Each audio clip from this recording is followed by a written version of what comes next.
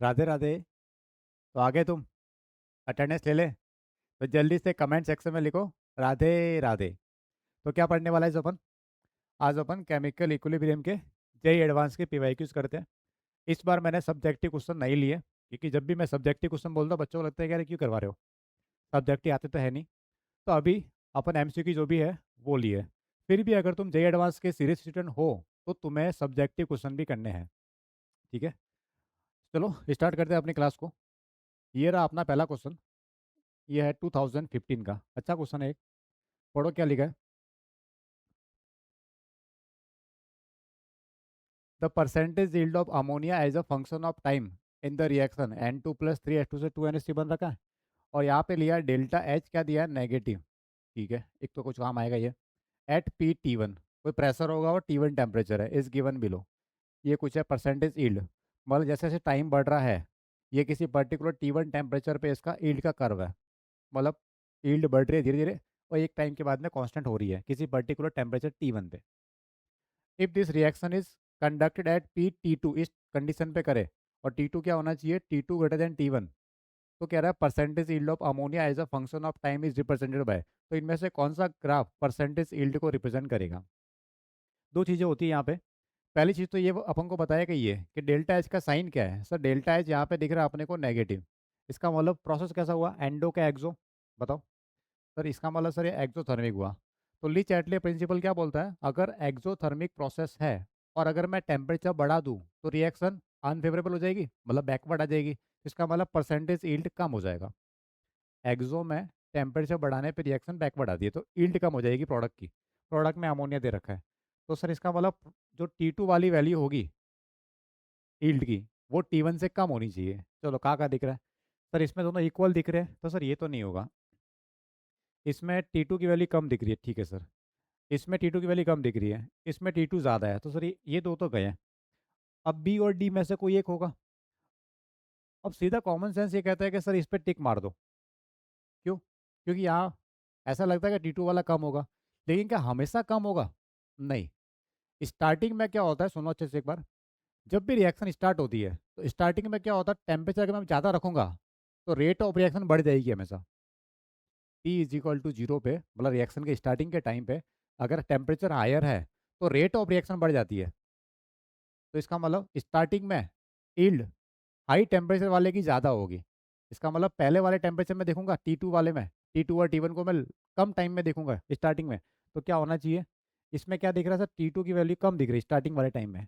यहाँ पे क्या है, हाँ सर यहाँ पे T2 वाला का ऊपर है, फिर बाद में ओवरऑल क्या आ जाएगा, T2 वाला कम हो जाएगा। तो ये करेक्ट आंसर क्या है, बिल। कुछ को थोड़ा कन्फ्यूजन हो रहा होगा अभी कि सर ऐसा क्यों किया, ओवरटेक कैसे कर दिया इसने। क्योंकि देखो फाइनल पे तो T2 की वैल्यू कम ही आने वाली है। अब थोड़ा और सुनना अच्छे से। तो रेट ऑफ रिएक्शन होती है किसी भी रिएक्शन की, वो क्या होती है, forward reaction minus backward reaction, overall net आ जाएगा। एक रिएक्शन फॉरवर्ड जा रही है, एक बैकवर्ड आ रही है, दोनों का जो मेंटेन हो जाएगा वो आ जाएगा इक्विलिब्रियम पे उसकी रेट। ये होता है। स्टार्टिंग में क्या बैकवर्ड रिएक्शन होगी? नहीं सर, स्टार्टिंग में सिर्फ और सिर्फ फॉरवर्ड रिएक्शन होगी। इसका मतलब फॉरवर्ड की वैल्यू मैक्सिमम होगी और टेम्परेचर बढ़ा दूंगा तो और बढ़ जाएगी। लेकिन कुछ टाइम बाद में क्या होगा, बैकवर्ड रिएक्शन भी प्रोसेस हो जाएगी क्योंकि प्रोडक्ट बनना शुरू हो गया। तो बैकवर्ड रिएक्शन फॉरवर्ड की तरफ आ रही है, मतलब प्रोडक्ट से रिएक्टेंट बन रहा है। इसका मतलब वो उस वैल्यू कुछ ना कुछ कम कर देगा। बस यही चीज़ थी, थोड़ा लिख के रखा मैंने। अब यहाँ पे देखो कुछ चीज़ें बताता हूँ तुम्हें। T = 0 पे यहाँ पे क्या लिखा है, सर नहीं दिख रहा हूँ, मैं पढ़ देता हूँ। Rate of reaction = KF, KF मतलब forward rate constant, N2 concentration और H2 कंसंट्रेशन की पावर 3, ये है rate of forward reaction. T = 0 पे percentage yield will increase in initial stage due to increase in net speed. Starting में क्या होगा, net speed बढ़ जाती है। क्यों बढ़ेगी, टेम्परेचर बढ़ाने पे बढ़ती है तो बढ़ती है। अरे गैस के लिए तुमने पढ़ा होगा 1 मोल के लिए 3/2 RT और एटम के लिए 3/2 KBT, Boltzmann constant kinetic theory of gases के अंदर, उस वजह से। एट एज टाइम प्रोसीड तो क्या होगा, net reaction KF N2 × H2 का cube minus KB into ammonia का स्कोर। मैं बोल रहा हूँ साथ साथ में, नहीं दिख रहा होगा तुम्हें, या तो तुम वीडियो क्वालिटी बढ़ा दो तो दिख जाएगा, या फिर मैं बोल रहा हूँ सुनते रहना। तो जब रिएक्शन कुछ टाइम के बाद देखोगे तो क्या होगा, फॉरवर्ड का जो ये जो रेट है उसमें से बैकवर्ड वाला कम हो जाएगा। क्यों? क्योंकि अब प्रोडक्ट बनना शुरू हो गया तो वो कुछ ना कुछ कम कर देगा। बस ये मेन चीज़ थी। On increasing temperature KF and KB increases both, but high temperature पे क्या होगा, एक्सो के लिए के बी की वैल्यू ज़्यादा बढ़ जाएगी, so percentage yield with decrease. क्या बोला, सुन लो अच्छे से। अगर मैं टेम्परेचर बढ़ाऊंगा तो के एफ भी बढ़ता है और के भी बढ़ता है, के एफ के बी दोनों बढ़ते हैं, ठीक। लेकिन एक्सोथर्मिक के लिए के बी की वैल्यू ज़्यादा बढ़ जाएगी, तो वो रिएक्शन को बैकवर्ड ले जाएगी, ठीक। वो यहाँ लिखा था। एक और point, percentage yield will increase in initial stage. Initial stage में तो क्या होगा, परसेंटेज बढ़ जाएगा due to enhance speed, but as the time proceed, final yield is governed by thermodynamics। क्योंकि फाइनली जो प्रोडक्ट बनेगा वो एंथैल्पी से डिसाइड होगा, इनिशियली किससे डिसाइड होगा, रेट से। इनिशियल रेट किस पे डिपेंड करती है, टेम्परेचर। तो हायर टेम्परेचर मतलब इनिशियल रेट ज़्यादा, फाइनल प्रोडक्ट किसके अकॉर्डिंग बनेगा, थर्मोडायनेमिक्स के अकॉर्डिंग। तो ये था इसका पूरा क्लियर डिस्कशन, समझ गए। आंसर क्या आ गया था अपना, बी। इसको ट्राई करो, ये भी अच्छा क्वेश्चन है, 2006 का है। ये रिएक्शन गिवन है, which is correct statement, correct पूछा अपने को। If N2 is added at equilibrium condition, equilibrium पे अगर मैं N2 को ऐड कर रहा हूँ, N2 का है रिएक्टेंट साइड में, तो अगर मैं रिएक्टेंट की कंसंट्रेशन बढ़ा रहा हूँ इक्विलिब्रियम पे, तो रिएक्शन कहाँ जानी चाहिए, फॉरवर्ड जानी चाहिए। चलो ऑप्शन देखते हैं। The equilibrium will shift to forward direction because according to second law of thermodynamics. नहीं सर, ये जो फॉरवर्ड जाएगा उसमें सेकंड लॉ का रोल नहीं है। किसका रोल है, ली चैटले प्रिंसिपल का रोल है। तो सेकंड लॉ ऑफ थर्मोडायनेमिक्स हो सकता है कनेक्टेड हो, पूरा पढ़ लेते एक बार इसको। तो according to second law of thermodynamics the entropy must increase in the direction of spontaneous reaction. ये कह रहा है कोई भी अगर प्रोसेस स्पॉन्टेनियस है तो उस केस में उसकी एंट्रोपी बढ़ेगी। जरा इस रिएक्शन को देख के चेक करते हैं कि एंट्रोपी बढ़ रही है कम हो रही है। तो सर ये गैसियस रिएक्शन है, इस गैसियस रिएक्शन में रिएक्टेंट के टोटल मोल से 4, प्रोडक्ट के मोल से 2। इसका मतलब रिएक्टेंट से प्रोडक्ट की तरफ मूव करने पे नंबर ऑफ मोल्स कम हो रहे हैं, तो एंट्रोपी डिक्रीज हो रही है। इसने क्या बोला, एंट्रोपी इंक्रीज हो रही है इस वजह से। नहीं सर, ये हो गया यहाँ पे गलत, ठीक है। और देखते हैं, थोड़ा और जस्टिफाई करते हैं इसको। The condition for equilibrium is, क्या होनी चाहिए, G N2, जी मतलब Gibbs energy of N2 plus 3 times Gibbs energy of H2 plus 2 times Gibbs energy ammonia, where G is the Gibbs free energy per mole of the gaseous species measured at that particular pressure। The condition of equilibrium is unaffected by the use of catalyst. ये बात तो सही है, catalyst से affect नहीं होती। विच increases the rate of both the forward and backward reaction of the same action. हाँ ये बात सही है। तो इसमें क्या लग रहा है, रिएक्टेंट साइड की Gibbs energy is equal to product side की गिब्स एनर्जी, टोटल इक्वल हो जाती है कब, इक्विलिब्रियम पे। अगर किसी रिएक्शन में इक्विलिब्रियम आ रहा है, इसका मतलब रिएक्टेंट की टोटल गिब्स एनर्जी प्रोडक्ट की टोटल गिब्स एनर्जी के इक्वल हो जाती है। वो यहाँ पे लिखा हुआ है, तो सर ये वाला स्टेटमेंट मुझे करेक्ट लग रहा है। और देख लेते हैं। The catalyst will increase the rate of forward reaction by alpha and rate of backward by beta. नहीं सर, कैटलिस्ट दोनों को सेम स्पीड से बढ़ाता है, फॉरवर्ड को भी जिस स्पीड से बढ़ाएगा उतना ही बैकवर्ड को बढ़ाएगा। तो अल्फा बीटा अलग अलग नहीं हो सकते कभी। Catalyst will not alter the rate of either of the reaction. क्या अल्टर नहीं करेगा, बिल्कुल करेगा, फॉरवर्ड को भी चेंज करता है, बैकवर्ड को भी चेंज करता है। तो क्या करेक्ट हो गया अपने पास, सेकंड वाला। चेक करें, फर्स्ट में क्या चीज़ थी, the equilibrium will shift to the forward direction because according to second law of thermodynamics entropy must increase in the direction of spontaneous reaction. Spontaneous direction में एंट्रोपी बढ़ती हो, ये क्लियर रीजन नहीं था। रीजन क्या है अपना, एग्जैक्ट बी वाला, ठीक है। चले आगे, ये एक सिंपल सा क्वेश्चन है। Consider the following equilibrium in A close container. Closed container में इक्विलिब्रियम मेंटेन हो रखा है। क्या करना है इसमें, देखो जरा। At a fix temperature the volume of the reaction container is half. Volume को हाफ किया है, तो कैसे वॉल्यूम आधा करोगे तो कंसंट्रेशन डबल हो जाएगी, ठीक है। For this change which of the following statements hold true regarding the equilibrium constant K P and dissociation constant degree dissociation alpha, इनका आपस में क्या है। सर ये जो के पी और के सी होते हैं इक्विलिब्रियम कांस्टेंट, वो सिर्फ और सिर्फ टेम्परेचर पे डिपेंड करते हैं, डिपेंड्स ओनली ऑन टेम्परेचर। तो के पी चेंज नहीं होगा, क्यों, क्योंकि टेम्परेचर चेंज नहीं किया अपना। लेकिन अल्फा चेंज हो सकता है। चलो थोड़ा मॉडिफाई करके चेक करते हैं इसको, अल्फा चेंज होगा या नहीं होगा। इसकी बात करते हैं अपन रिएक्शन की। N2O4 से क्या बन रहा है, 2NO2 बन रहा है। तो T is equal to zero पे ये कुछ अमाउंट होगी, मान लेते हैं A मोलर। अब वो गैस में रखो तो बाहर रख देना, मोल में रख रहा अभी तो मैं, ये जीरो। कुछ टाइम बाद में इक्विलिब्रियम आया तो sir A minus A alpha, ये बन गया 2A अल्फ़ा। अब मैं इसका के पी लिखता हूँ ज़रा। के पी क्या आएगा, पार्शियल प्रेशर ऑफ NO2, इसका स्क्वायर और पार्शियल प्रेशर ऑफ N2O4। ये आया मेरे पास Kp। पार्शियल प्रेशर ऑटो कैसे निकलते हैं? जिसका निकालना उसके मोल डिवाइड बाय टोटल मोल। ये टोटल मोल करो कितना आएंगे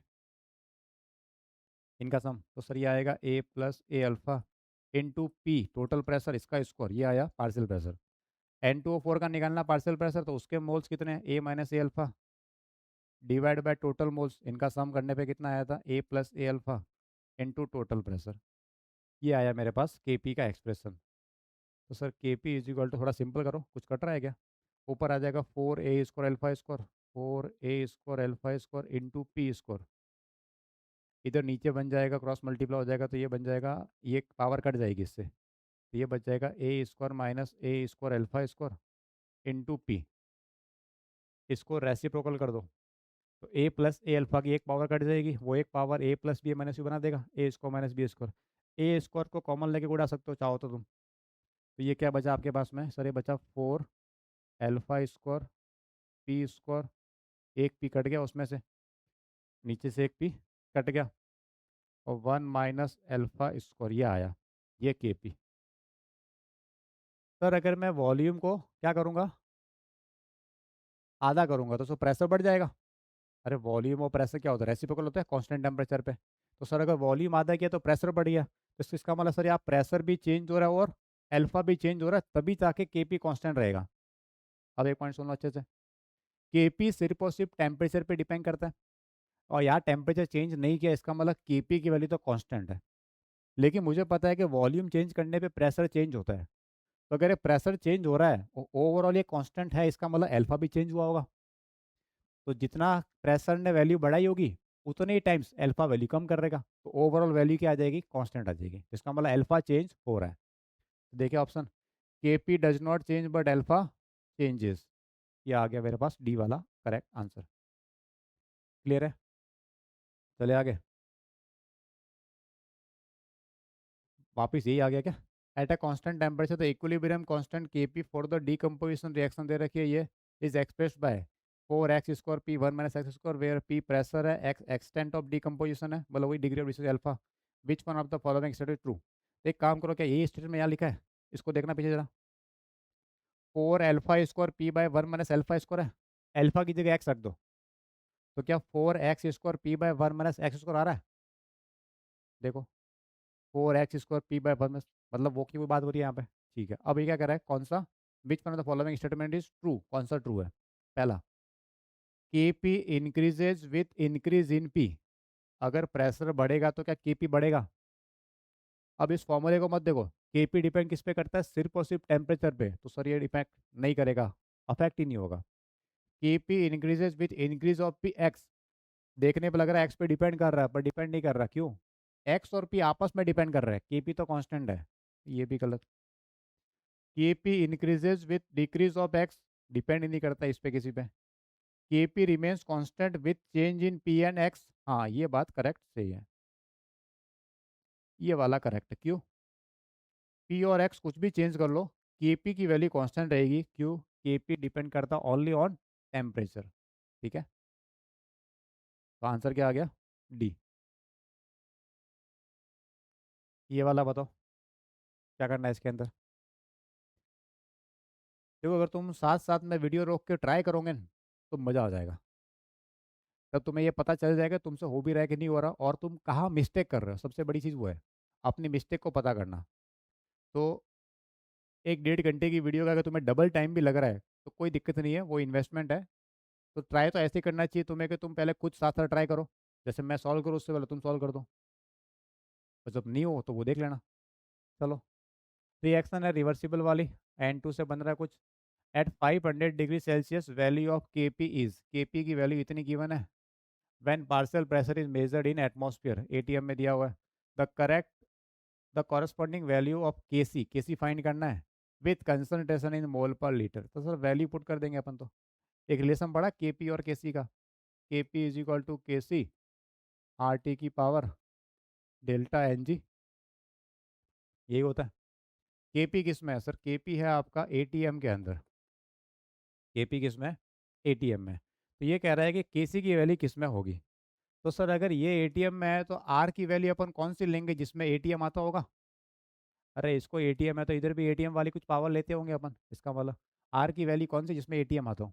तो सर आर आता है एक 0.0821 लीटर एटीएम पर केल्विन पर मोल आता है। तो मैं आर ये यूज़ कर लूँगा। उधर भेज लो, केसी मेरा आ गया। तो K C is equal to K P by R into T. R की value 0.0821 into T temperature. Temperature रखना है केल्विन में। तो सर ये 500 डिग्री सेल्सियस, उसमें ऐड करो 273, तो ये हो गया 273।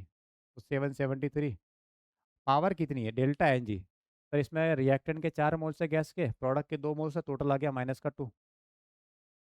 और के पी की वैल्यू कुछ समय गिवन है। अब जरा देखो ऑप्शन कौन सा मैच कर रहा है। डिवाइड भी चाहिए इस पे, -2 पावर भी चाहिए, मुझे दिख रहा है डी वाला। यही लग रहा है तुम्हें भी? बोलो। हाँ सर यही है। समझ गया। बस यूनिट का ख्याल रखना कौन सी यूनिट लगानी है, तो आंसर आना चाहिए डी। क्या दिया है? ठीक है। When two reactant A and B are mixed to give product C and D, the reaction question Q at the initial stage of the reaction. Initial stage में Q क्या होगा? इनिशियल मतलब जैसे रिएक्शन स्टार्ट हो रही है तब। तो जैसे रिएक्शन स्टार्ट होगी इसका मतलब से उसमें प्रोडक्ट तो है ही नहीं। और Q क्या होता है? Product of concentration by product of reactant. Hello. T is equal to, अगर जीरो पे ही बात करूँ मैं, जीरो पे, तो product of concentration by product of reactant होता है। तो स्टार्टिंग में प्रोडक्ट तो बिल्कुल नहीं है, एग्जैक्ट जीरो पे। इसका मतलब एग्जैक्ट जीरो पे तो जीरो है। अब ऑप्शन के क्या लिखा है? जीरो है क्या? इसने क्या बोला है? Initial stage. ये नहीं बोला कि T is equal to zero, मतलब ये कह रहा है स्टार्टिंग के टाइम पे क्या होता है। Decreases with time, independent of time, या इंक्रीजेज विथ टाइम। तो ये क्यू की वैल्यू बढ़ेगी या कम होगी, ये पता करना अपने को। तो सर क्यू होता है प्रोडक्ट की कंसंट्रेशन बाय रिएक्टेंट कंसंट्रेशन, और जैसे जैसे टाइम बढ़ेगा प्रोडक्ट की कंसंट्रेशन बढ़ेगी। तो प्रोडक्ट अगर बढ़ेगा तो क्यू बढ़ेगा, इसका मतलब टाइम के साथ में क्यू बढ़ेगा। तो इंक्रीजेज विथ टाइम। समझ गए?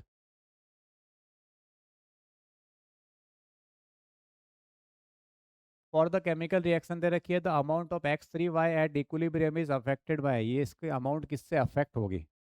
पहला टेम्परेचर और प्रेशर से। अच्छा बात करते हैं पहले प्रेशर की। प्रेशर में क्या होता है? गैसियस रिएक्शन में अगर प्रेशर इंक्रीज कर रहा हो तो रिएक्शन कहाँ जाती है? Towards less number of moles. तो अगर प्रेशर में बढ़ाऊंगा तो इधर 4 मोल है, इधर 1 मोल है, इसका मतलब प्रेशर चेंज तो होगा।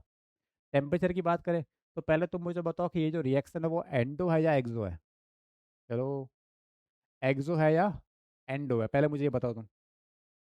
अब तुम बोलोगे सर रिएक्शन में गिवन ही नहीं है, डेल्टा एच का साइन गिवन नहीं है, तो कैसे पता करेंगे कि एक्सो है कि एंडो है? कॉमन सेंस लगाओ, लॉजिक लगाओ, आंसर मिलेगा तुम्हें अभी। जल्दी सोच के बताओ। और नीचे कमेंट करके बताओ मेरे को, एंडो है क्या एक्सो है? फिर बता रहा हूँ मैं। नहीं पता चल रहा? अब देखना इधर। रिएक्टेंट में देखो सब के सब एटम है, एक्स के एटम है, वाई के एटम है। और प्रोडक्ट में क्या दिख रहा है? मॉलिक्यूल दिख रहा है। Hello, X3Y। ये सब एटम थे यहाँ पे, उधर प्रोडक्ट में क्या है? मॉलिक्यूल है। इसका मतलब एटम कंबाइन होकर प्रोडक्ट में कन्वर्ट हुए होंगे। तो प्रोडक्ट बना, इसका मतलब बॉन्ड बने हैं। और जब भी बॉन्ड बनेंगे तो इसका मतलब एनर्जी को रिलीज करेगा। तो इसका मतलब क्या हो गया? ये क्या हो गया? एक्सोथर्मिक हो गया। समझ गए? ऐसे करना होता है। तो इधर सब एटम थे, उधर मॉलिक्यूल बना, इसका मतलब वहाँ बॉन्ड बने हैं। और बॉन्ड बना है, इसका मतलब वहाँ पे एनर्जी रिलीज हुई होगी। तो एक्सोथर्मिक हो गया।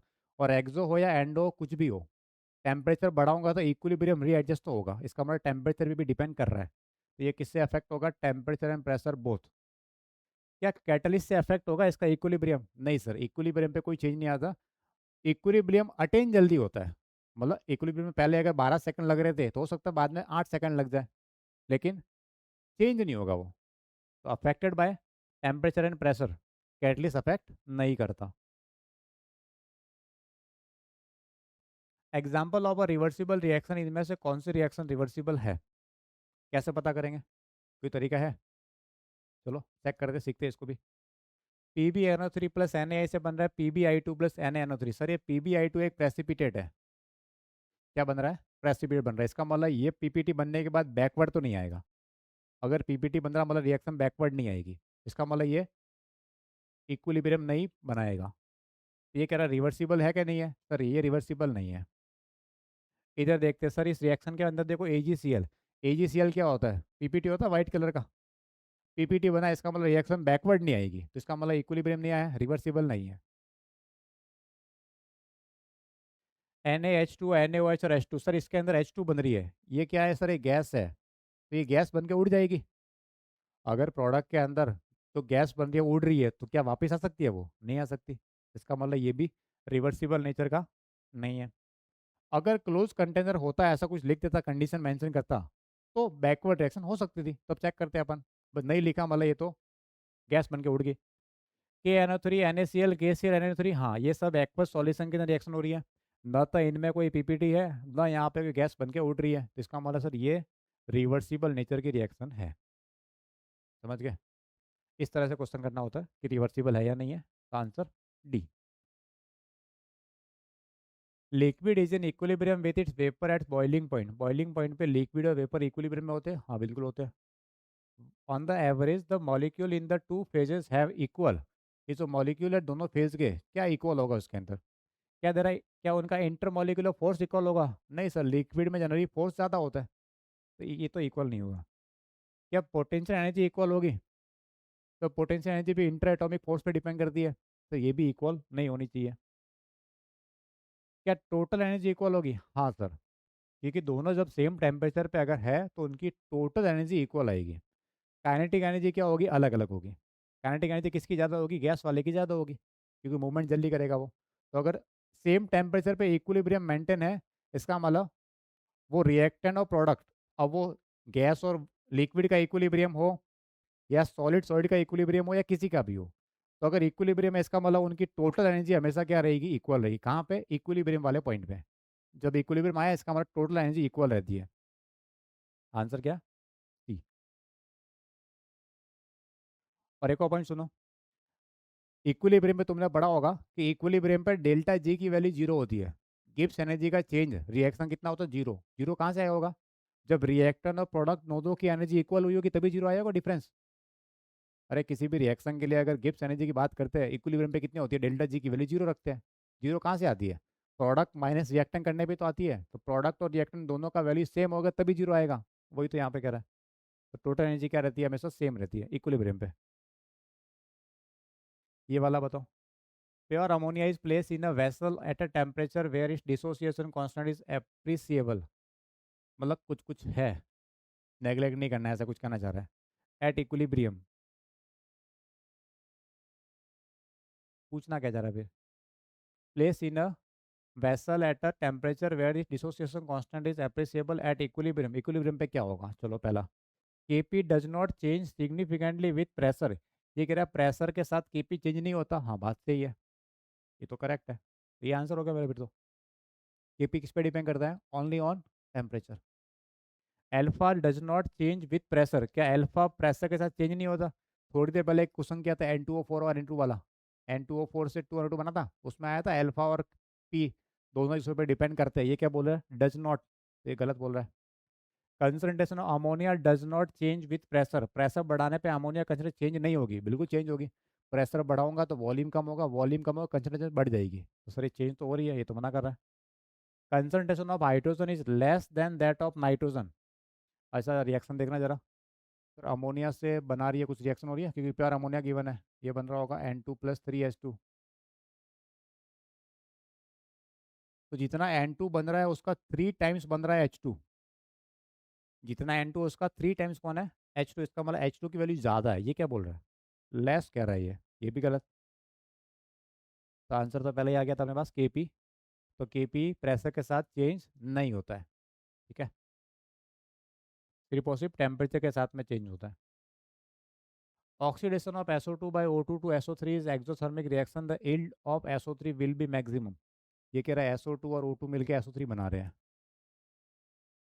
तो पहले रिएक्शन को एक बार बैलेंस कर लेना। तो सर ये 2 यहाँ लगा दो, 2 यहाँ लगा दो, ये सब गैस में ही है, ठीक है, सब गैस में ही है। Yield of SO3 will be maximum, ये मैक्सिमम कब होगा? मतलब रिएक्शन फॉरवर्ड में लेके जानी है, और इसने क्या बोला? रिएक्शन कैसी है? एक्सोथर्मिक। एक्सो के लिए क्या होना चाहिए? Low temperature. पहला, टेम्परेचर इज इंक्रीज नहीं, एक्सो में टेम्परेचर बढ़ाऊंगा तो बैकवर्ड आ जाएगी, तो सर ये तो हो गया गलत। टेम्परेचर रिड्यूस, हाँ यहाँ तक ठीक है, and pressure is increase, pressure का रोल क्या होता है? प्रेशर बढ़ाने पर रिएक्शन कहाँ जाती है? जिस तरफ लेस नंबर ऑफ मोल्स है, on increasing pressure equilibrium is adjusted या equilibrium shift towards less number of moles.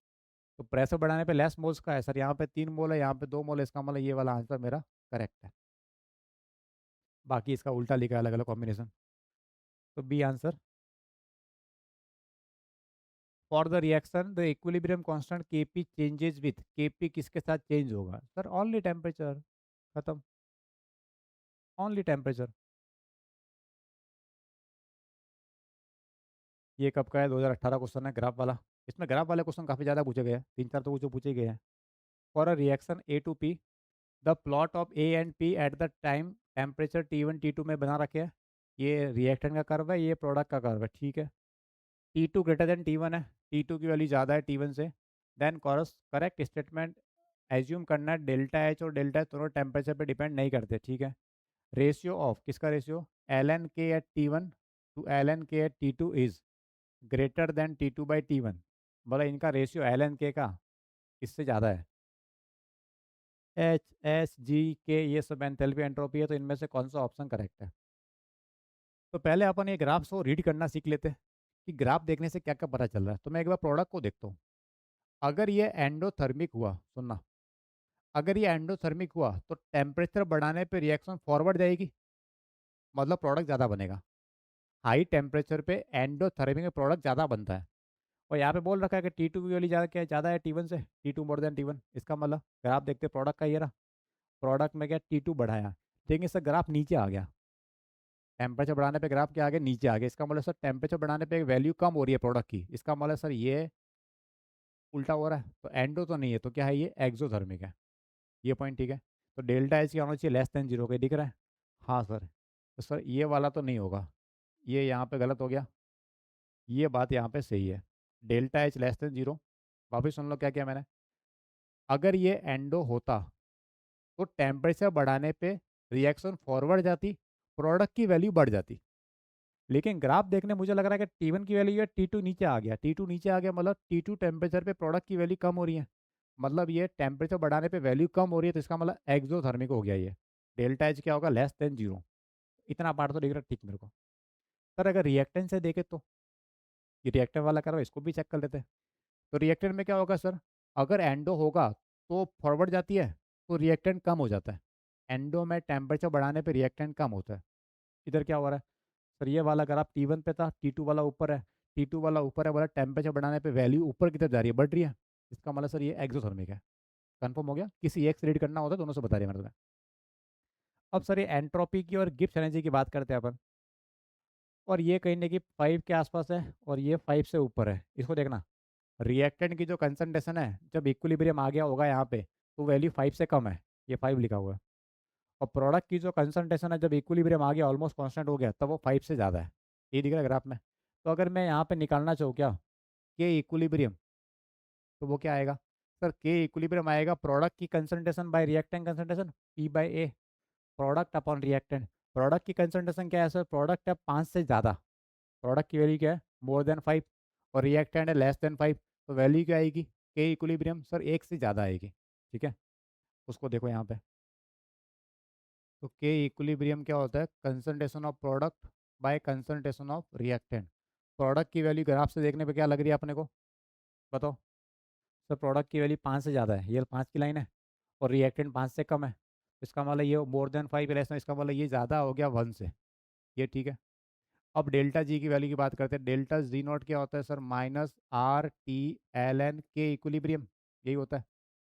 Sir अगर के इक्विलिब्रियम की वैल्यू 1 से ज़्यादा है तो ये पॉजिटिव है, इसका मतलब। अरे इक्विलिब्रियम अगर 1 से ज़्यादा तो ये पॉजिटिव है, तो बाहर साइन नेगेटिव, इसका मतलब डेल्टा जी का साइन क्या आ गया सर? डेल्टा जी का साइन आ गया नेगेटिव। यहाँ तक ठीक है? क्योंकि ये लॉग की वैल्यू जब 1 से ज़्यादा होती है तो साइन पॉजिटिव आता है, ये पॉजिटिव, लेकिन बाहर माइनस से ओवरऑल क्या आ गया? नेगेटिव। तो डेल्टा जी नेगेटिव होना चाहिए। अब और देखते हैं। डेल्टा जी नेगेटिव यहाँ पे है, यहाँ पे है, सब जगह है। अब बच गया एक और, एंट्रोपी की बात करनी है डेल्टा एस की। सर ये कुछ रेशियो दिया था, उसको भी यूज़ कर लो ना एक बार। रेशियो क्या था? एल एन के T1 पे L N K T2 is equal to greater than T2/T1। चलो इसको बात करते हैं अपन, रेशियो की बात करते हैं अपन।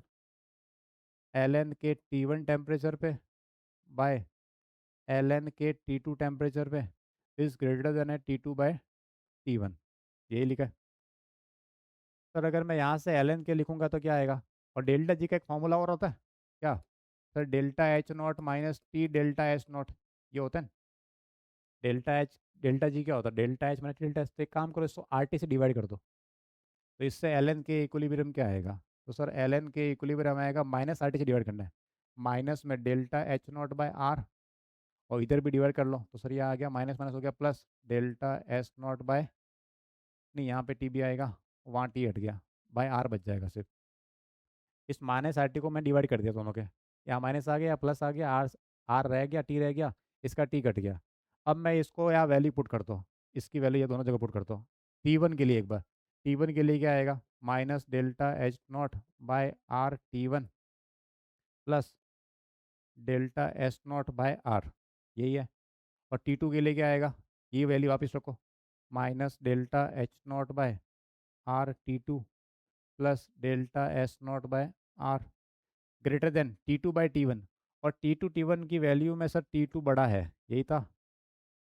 थोड़ा इसको सिंपल करते हैं, कैसे सिंपल करें? क्रॉस मल्टीप्लाई कर दो इसका, तो टी वन इससे मल्टीप्लाई करेगा, ये इससे मल्टीप्लाई करेगा, तो टी वन का पहले इससे मल्टीप्लाई करो, तो माइनस के साथ में minus delta H not by R, T one cut गया, जब ये इससे मल्टीप्लाई करेगा तब क्या आएगा? Plus delta S not by R into ये टी वन आ जाएगा, ये टी वन इससे multiply.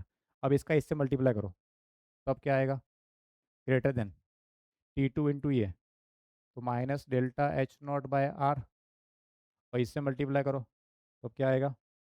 Plus delta S not by R into T two, ये है। सर ये तो सेम सेम चीज़ है, काट दो यहाँ से तो। अब किसी को उधर भेज दो या इसको उधर ले आओ, कोई भी बात कर लो। मान लो उधर भेज दिया मैंने इसको, तो क्या आया सर? ये बच गया जीरो, ये साइन ऐसे कैसे? उधर भेज लिया, तो delta S not by R common आ गया, T two minus T one, यही बचा, उधर लेके कॉमन ले आया। और ये T two minus T one का साइन क्या है? सर ये वाली साइन पॉजिटिव है, प्लस में कोई नंबर आएगा, क्वेश्चन में लिख रहेगा T two greater than T one, तो इसका मतलब पॉजिटिव है, उनको उधर भेज लो। ये भी पॉजिटिव है, ये पॉजिटिव है, उसको उधर भेज लो। तो सर ये क्या आया मेरे पास में? Zero less than delta S not, ये आया। इसका मतलब डेल्टा एस नॉट की वैल्यू क्या है? नेगेटिव है, लेस देन जीरो आ रहा है। बस तो मुझे आंसर मिल गया। अब delta S not less than zero कहाँ पे है? तो delta S not less than zero एक तो यहाँ पे है, ये वाला सही, ये वाला ये भी सही, इधर सर पॉजिटिव है, ये यहाँ से हो गया गलत।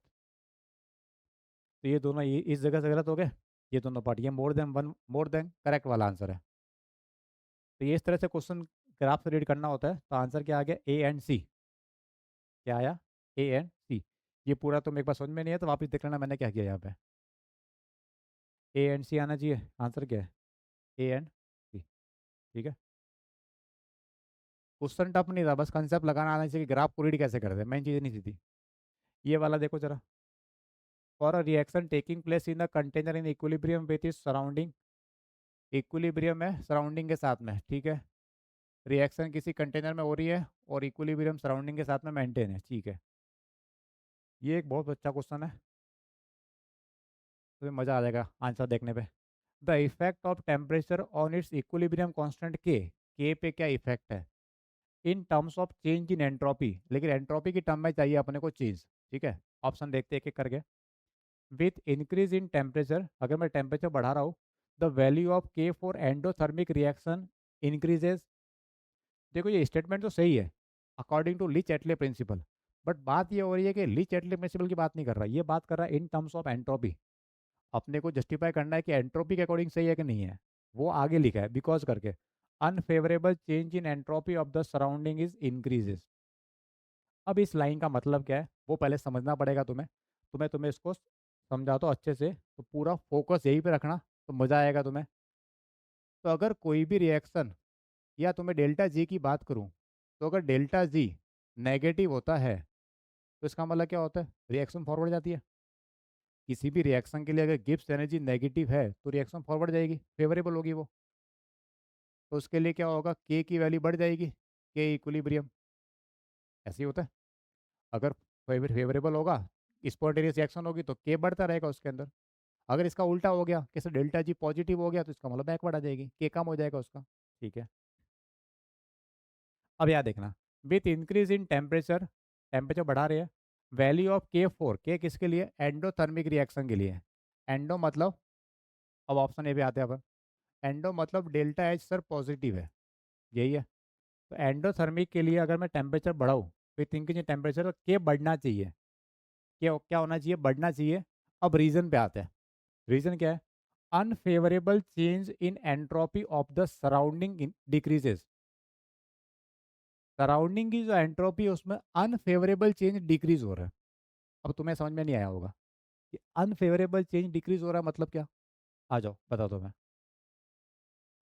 तो अगर मैं बात करता हूँ एंट्रोपी ऑफ सराउंडिंग, तो तुमने थर्मो में एक पढ़ा होगा, सराउंडिंग के लिए हमेशा कोई भी प्रोसेस हो ऑलवेज रिवर्सिबल होता है।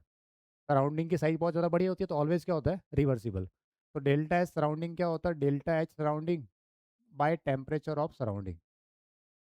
और इक्विलिब्रियम पे सराउंडिंग और सिस्टम का साइन उल्टा होता है। अगर एंथैल्पी ऑफ सराउंडिंग पॉजिटिव है तो सिस्टम के लिए क्या होगी, नेगेटिव होगी। तो डेल्टा एच सराउंडिंग को मैं लिख सकता हूँ ऐसे, minus of delta H system by T of surrounding, यही लिख सकता हूँ मैं। ये आया मेरे पास डेल्टा एच सराउंडिंग। अब मुझे बात करो क्वेश्चन में क्या दिया, डेल्टा एच कैसे दिया, पॉजिटिव लिखा, ये किसका था, सिस्टम का था। नहीं लिखा, बोला सिस्टम का था। सिस्टम का डेल्टा एच पॉजिटिव लिखा है। ये वाला साइन क्या है अंदर वाला, ये वाला है पॉजिटिव। लेकिन बाहर क्या लिखा है, बाहर लिखा है नेगेटिव। इसका मतलब ओवरऑल इसका साइन क्या आया, इसका साइन आया नेगेटिव। इतना ठीक है। Sir delta H system positive था तो ये डिवाइड करूंगा टी से पॉजिटिव आएगा, लेकिन बाहर का साइन नेगेटिव तो ओवरऑल क्या आ गया, नेगेटिव। सराउंडिंग की एंट्रोपी अगर नेगेटिव है इसका मतलब वो अनफेवरेबल चीज है। हेलो, वापिस सुन लो। सराउंडिंग का एंट्रोपी चेंज अगर नेगेटिव है मतलब वो अनफेवरेबल चेंज है। इसी का उल्टा करो, सराउंडिंग का एंट्रोपी चेंज अगर पॉजिटिव है तो वो फेवरेबल चेंज है। तो इसका मतलब क्या है, ये अनफेवरेबल चेंज है।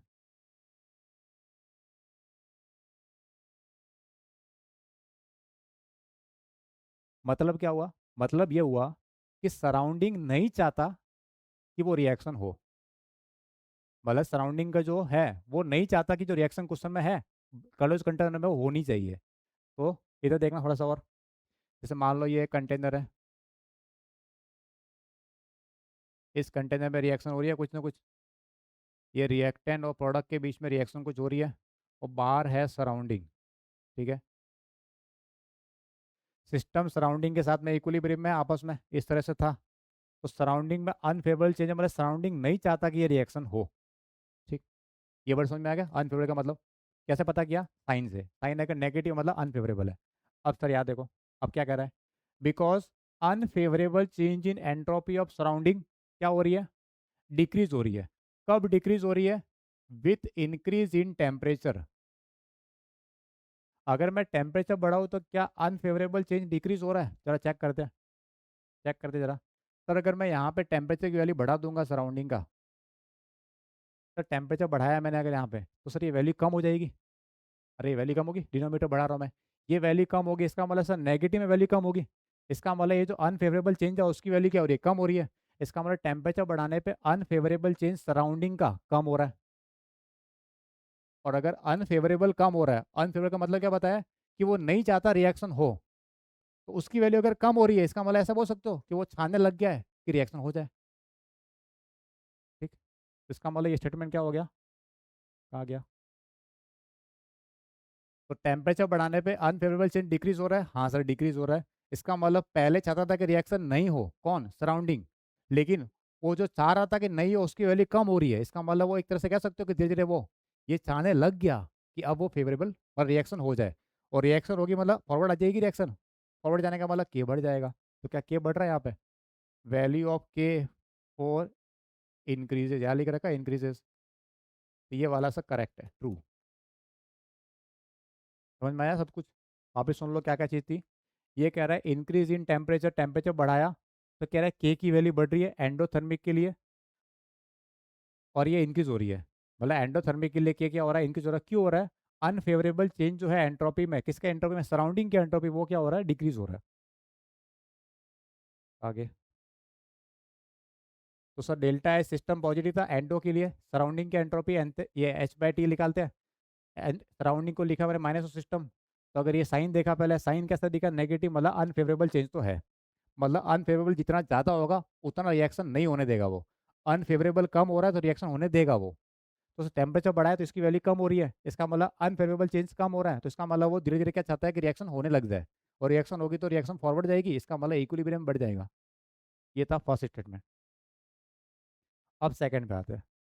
With increase in temperature the value of के किसके लिए, एक्सोथर्मिक के लिए डिक्रीज होता है। अभी चेक करते हैं। Because favourable change in entropy of surrounding decreases. अब एक्सो के लिए बात करते हैं अपन, टेम्परेचर बढ़ाने पे क्या होता है। चलो यहाँ देखो, बी वाला ऑप्शन देखते हैं। अब की बार डेल्टा एच सिस्टम क्या बोला इसने, सर ये बोला एक्सोथर्मिक, एक्सो बोला। अब मैं सराउंडिंग की एंट्रोपी निकालता हूँ, डेल्टा एच सराउंडिंग, तो delta H surrounding by T surrounding, और डेल्टा एच को मैं लिख सकता हूँ minus of delta H system by T of surrounding. और डेल्टा एच का साइन कैसा, पॉजिटिव, इसका साइन, एक सेकंड, क्वेश्चन में क्या बोला था, क्वेश्चन में बोला एक्सो बोला है, क्या बोला है, एक्सोथर्मिक बोला है। एक्सो है तो साइन कैसा, नेगेटिव, ठीक है। तो सर ये वाला साइन बताओ कैसा है, सर ये अंदर वाला जो साइन है वो तो नेगेटिव है, लेकिन सर बाहर एक माइनस है, इसका मतलब ओवरऑल इसका साइन कैसा आ गया, सर इसका ओवरऑल साइन आ गया पॉजिटिव। सराउंडिंग की एंट्रोपी बढ़ रही है मतलब फेवरेबल चेंज है, इसका मतलब क्या हो गया, ये जो है वो फेवरेबल चेंज है, ठीक।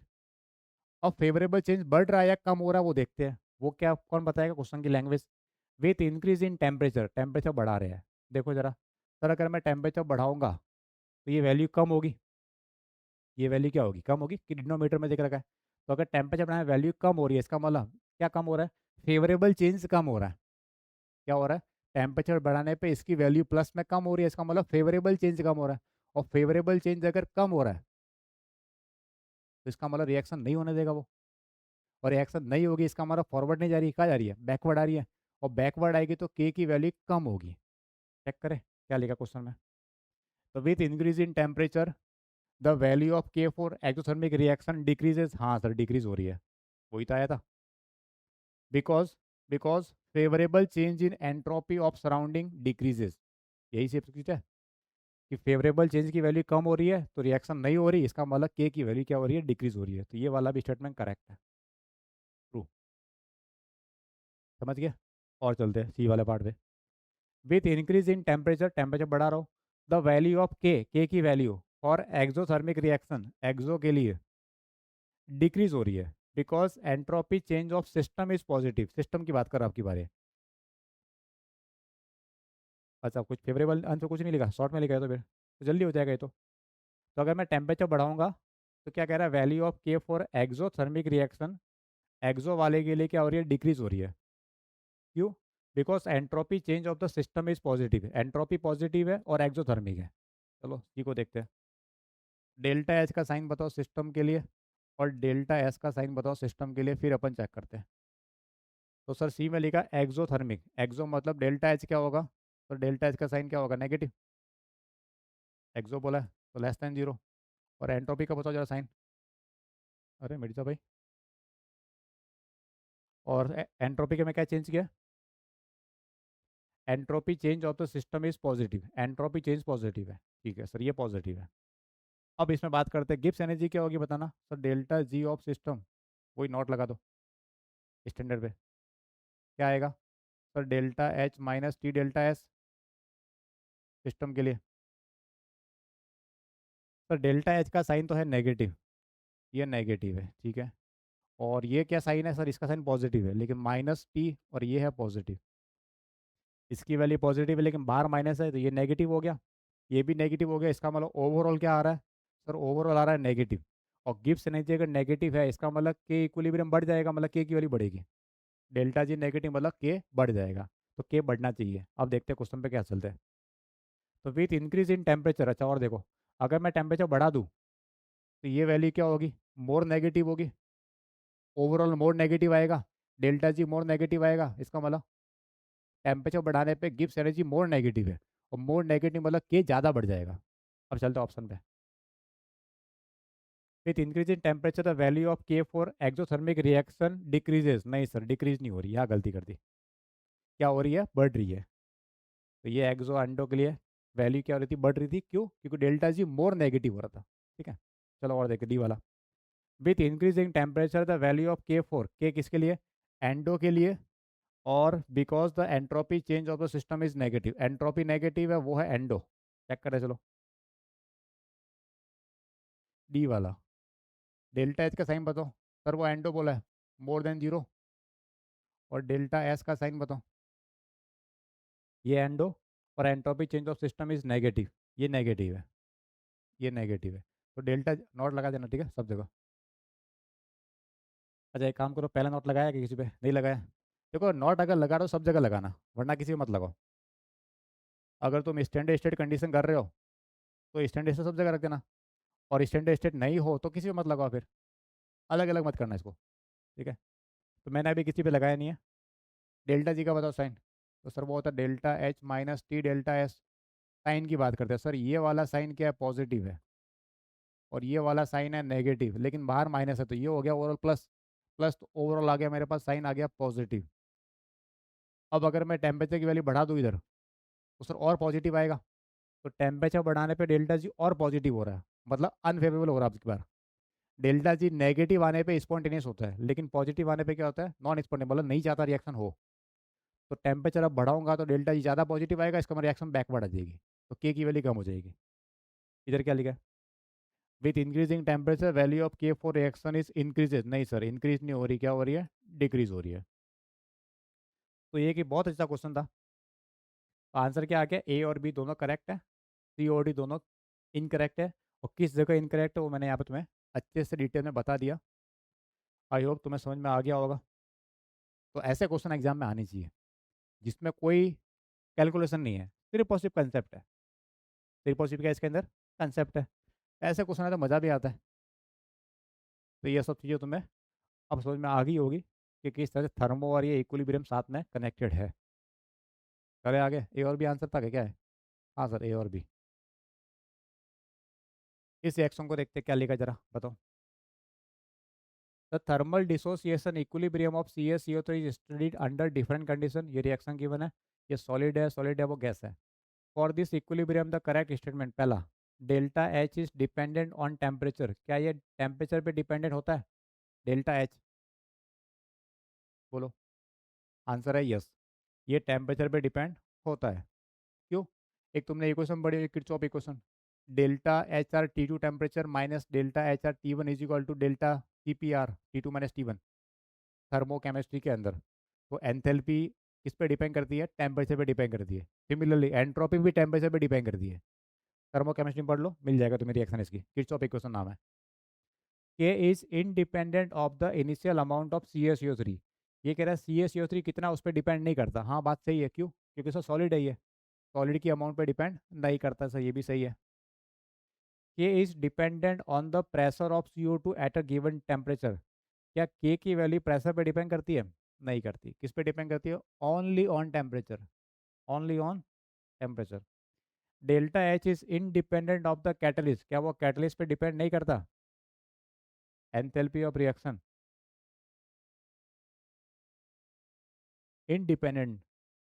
हाँ सर डिपेंड क्या करता है वो, तो सही लग रहा है मेरे को तो, ABD, ABD। एंथैल्पी एंट्रोपी की वैल्यू क्या है, कैटलिस्ट पे डिपेंड नहीं करती, तो वही लिखा independent. For the reaction given है at a given temperature the equilibrium amount of CO2 can be increase, CO2 को बढ़ाना है तुम्हें। CO2 है प्रोडक्ट में, रिएक्टेंट के मोल बताओ। सर 2 मोल है, प्रोडक्ट के मोल दो, तो डेल्टा एन जीरो जीरो है यहाँ पे, डेल्टा एन जी कितना है, जीरो। पहला, adding a suitable catalyst, catalyst को मिलाने से अमाउंट पे कोई फर्क नहीं पड़ता। एडिंग एन इनर्ट गैस, अगर मैं इनर्ट गैस मिलाऊंगा, अब बात आती है sir inert gas constant temperature पे या कांस्टेंट प्रेशर किस पे, तो थोड़ी देर बाद में इसको देखते हैं, पहले COD पे आते हैं। Decreasing the volume of the container, अगर वॉल्यूम में कंटेनर का डिक्रीज करूंगा तो वॉल्यूम को डिक्रीज करने पे कंसंट्रेशन बढ़ेगी। पर sir delta N G zero है तो कोई चेंज नहीं आएगा, डेल्टा एन जी जीरो होने से कोई चेंज नहीं आएगा, क्योंकि जितना रिएक्टेंट में चेंज आएगा उतना ही प्रोडक्ट में चेंज आएगा, तो नेट चेंज कुछ भी नहीं हुआ।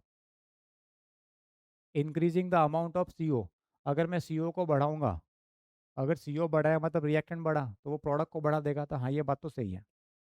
अब बात करनी है सर बी का क्या करना है, इंक्रीज करना है इनर्ट गैस को कांस्टेंट प्रेशर पे है या कांस्टेंट वॉल्यूम पे। फिर कुछ मेंशन नहीं किया। अगर कांस्टेंट प्रेशर होता तो एग्जामिनर कंफर्म लाइन लिखता वो। हेलो, अगर कांस्टेंट प्रेशर पे तुम ऐड कर रहे हो तो वो लाइन लिखता लिखता कंफर्म। नहीं लिखा मतलब वो कुल मिला के ये कहना चाह रहा है कुछ ना कुछ कि ये क्लोज कंटेनर में वॉल्यूम कांस्टेंट रहता होगा इसका मतलब। और वॉल्यूम कांस्टेंट रह रहा होगा तो फर्क नहीं पड़ना चाहिए फिर। अब मेरा सेंस तो ये कहता है। अब आंसर में क्या दिया उसका कुछ देख लेते हैं अपन। क्योंकि अगर कांस्टेंट प्रेशर पे ऐड करना होता तो ना बोलना चाहिए था इसको। तो ये अगर इनर्ट गैस को ऐड कर रहा है कांस्टेंट वॉल्यूम पे तब भी कोई चेंज तो नहीं आएगा। तो इसका मतलब आंसर तो मेरा सिर्फ एक आ रहा है डी। इनका क्या है? सिर्फ डी दिया है, ठीक है। समझ गए इनर्ट गैस को। और वैसे भी डेल्टा एन जी जीरो है। और डेल्टा एन जी जीरो अगर मान लो ये ऐड किया होता तो क्या जाती है रिएक्शन इनर्ट गैस ऐड करने पे towards more number of moles. तो सर इसका तो कंफ्यूजन है भी नहीं। डेल्टा एन जी जीरो आ रहा था, कंफ्यूजन वैसे भी खत्म हो गया। PCl5 से रिएक्शन हो रही है, forward reaction at constant temperature is favoured. Forward reaction favoured होगी मतलब फॉरवर्ड लेके जाना मेरे को। पहला, इंट्रोड्यूसिंग क्लोरीन गैस, अगर मैं प्रोडक्ट बढ़ाऊंगा तो बैकवर्ड आ जाएगी। ये तो गलत हो गया। Introducing inert gas at constant pressure, constant pressure पे इनर्ट गैस ऐड कर रहा हूँ तो क्या होता है sir towards more number of moles. Inert gas add करने पे कहा जाती है towards more number of moles. तो इसका मतलब ये बात तो सही है। प्रोडक्ट के 2 मोल से रिएक्टेंट के ये तो होना चाहिए।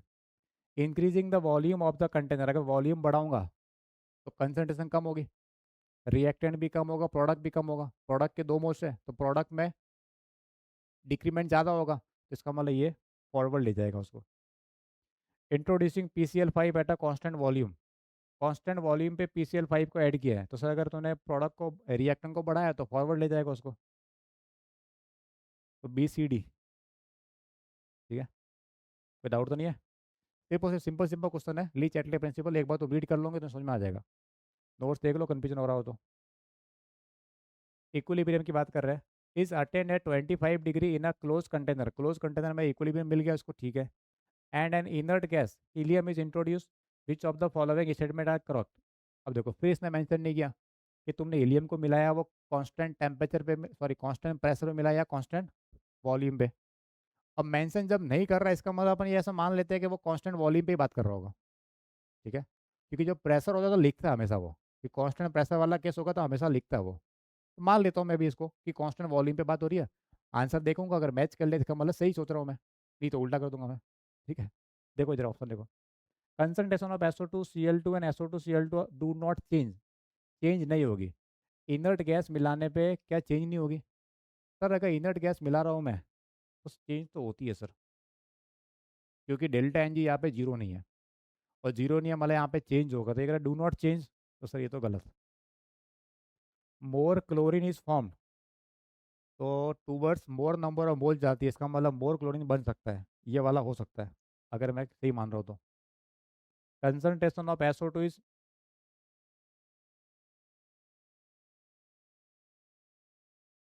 Concentration of SO2 is reduce, SO2 कम होगा क्या? अगर रिएक्शन फॉरवर्ड जाएगी तो कम नहीं होगा, बढ़ जाएगा।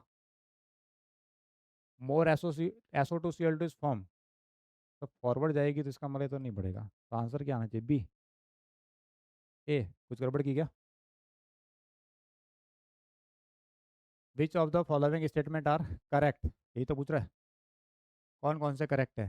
ठीक कह रहा है concentration of SO2 Cl2 and SO2 Cl2 do not change. मैंने कुछ गलत बोला क्या? बताओ। अच्छा, ये तो मैंने पढ़ा ही नहीं। क्लोज कंटेनर में हीलियम गैस को मैं ऐड कर रहा हूँ तो क्या होगा? No, no effect.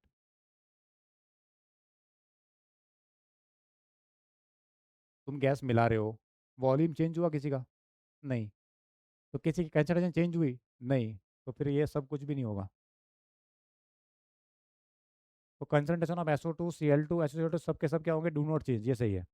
मोर क्लोरीन फॉर्म, नहीं इक्विलिब्रियम डिस्टर्ब भी तो नहीं हुआ।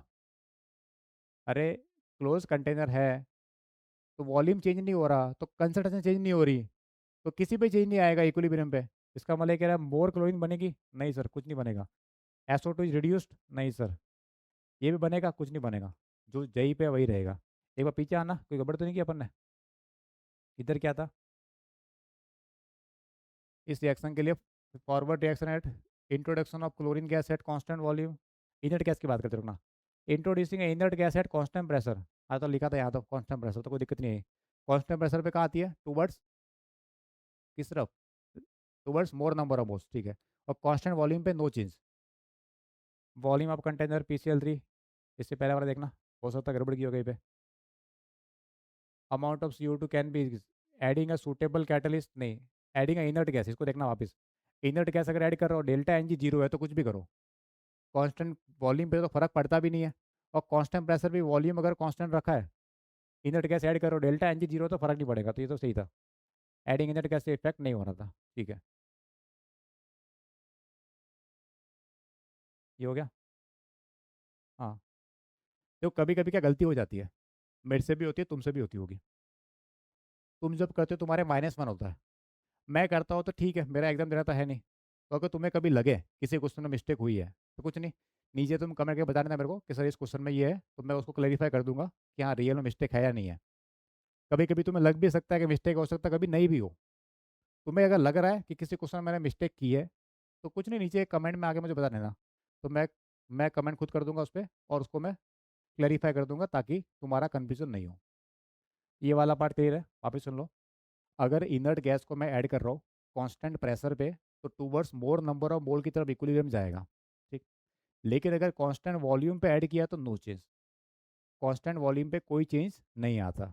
और जब डेल्टा एन जी जीरो हो तो इफेक्ट वैसे भी नहीं आता। ये वाला देखो, NaNO3 is heated in a closed vessel, oxygen is liberated, NO2 is left behind। तो कह रहा है NaNO3 को हीट करने पे NaNO2 बन रहा होगा, और कुछ ना कुछ O2 बन रही है, तो ऐसा कुछ होना चाहिए। सर ये सॉलिड होता है, ये भी सॉलिड होता है, ये gas. Addition of NaNO2 favour reverse reaction, sir ये तो सॉलिड है, सॉलिड को ऐड करने या नहीं करने से कुछ फर्क नहीं पड़ता। एडिशन ऑफ NaNO3 कोई फर्क नहीं पड़ेगा, सॉलिड है। Increasing temperature favour forward reaction, तो पहले बताओ ये एंडो है कि एक्सो है? ये रिएक्शन एंडो है या एक्सो है, पहले ही बताओ मेरे को। सर इसने लिखा है कि हीट करने पे कुछ हो रहा है, ये रिएक्शन हीट करने पे हो रही है, इसका मतलब कैसा होगा? एक्सो होगा। अरे तुम हीट देने पे रिएक्शन करवा रहे हो, इसका मतलब रिएक्शन कैसी हुई? सॉरी, हीट दे रहे हो तुम इसको, तो ये कैसा हुआ? एंडोथर्मिक। और एंडो में अगर टेम्परेचर बढ़ाऊंगा तो फॉरवर्ड जाएगी। अब देखते हैं, इंक्रीजिंग टेम्परेचर फेवर फॉरवर्ड, हाँ सर ये बात सही है। Increasing pressure favour reverse reaction, pressure बढ़ाने पे रिएक्शन कहाँ जाती है? Towards less number of moles, towards less number of moles. तो रिएक्टेंट में एक भी मोल नहीं है, प्रोडक्ट में एक मोल है, अरे ये सॉलिड है उसको गिनना ही नहीं है। प्रोडक्ट में गैस का एक मोल है, रिएक्टेंट के नहीं है, इसका मतलब बैकवर्ड आएगी। तो दो आंसर सही है क्या, सी और डी? हाँ दो सही है। ये क्या लिखा है? गैस फेज रिएक्शन है carried out in a vessel, the equilibrium concentration of C2H4 can be increase. C2H4 को बढ़ाना है, C2H4 का है सर वो है रिएक्टेंट में। और डेल्टा एच कैसे दिया सर? वो दिया नेगेटिव, मतलब सर ये एक्सोथर्मिक है। एक्सो मतलब पहले से हीट ज़्यादा है, तो अगर मैं टेम्परेचर बढ़ाऊंगा तो बैकवर्ड आ जाएगी। अब देखते हैं, इंक्रीजिंग टेम्परेचर, हाँ ये बात सही है, टेम्परेचर बढ़ाने पे एक्सो में बैकवर्ड आती रिएक्शन। डिक्रीजिंग द प्रेशर, अच्छा अगर प्रेशर बढ़ाता तो जाती लेस नंबर ऑफ मोल्स की तरफ, प्रेशर बढ़ाने पे लेस नंबर ऑफ मोल्स की तरफ जाती है। इधर कितने मोल है? इधर 2 मोल है, इधर 1 मोल है। हाई प्रेशर पे ये फॉरवर्ड जाती, हाई प्रेशर पे फॉरवर्ड जाती, लेकिन इसने बोला डिक्रीज करो तो बैकवर्ड आएगी, इसका मतलब बात सही है। रिमूविंग सम H2, अगर मैं H2 को रिमूव करूंगा मतलब रिएक्टेंट कम हो रहा है, तो रिएक्टेंट को बढ़ा दो, ये बात भी सही है। एडिंग सम C2H6, अगर प्रोडक्ट बढ़ा रहा हूँ मैं, तो प्रोडक्ट अगर ज़्यादा है तो वो बैकवर्ड ले आएगा उसको भी, इसका मतलब सब सही हो गए। ABCD, ABCD। फिर ग्राफ वाला क्वेश्चन आ गया, अच्छा क्वेश्चन है ये, एक बार ट्राई करो तुम, 2 मिनट ट्राई करो क्या आ रहा तुम्हारा answer.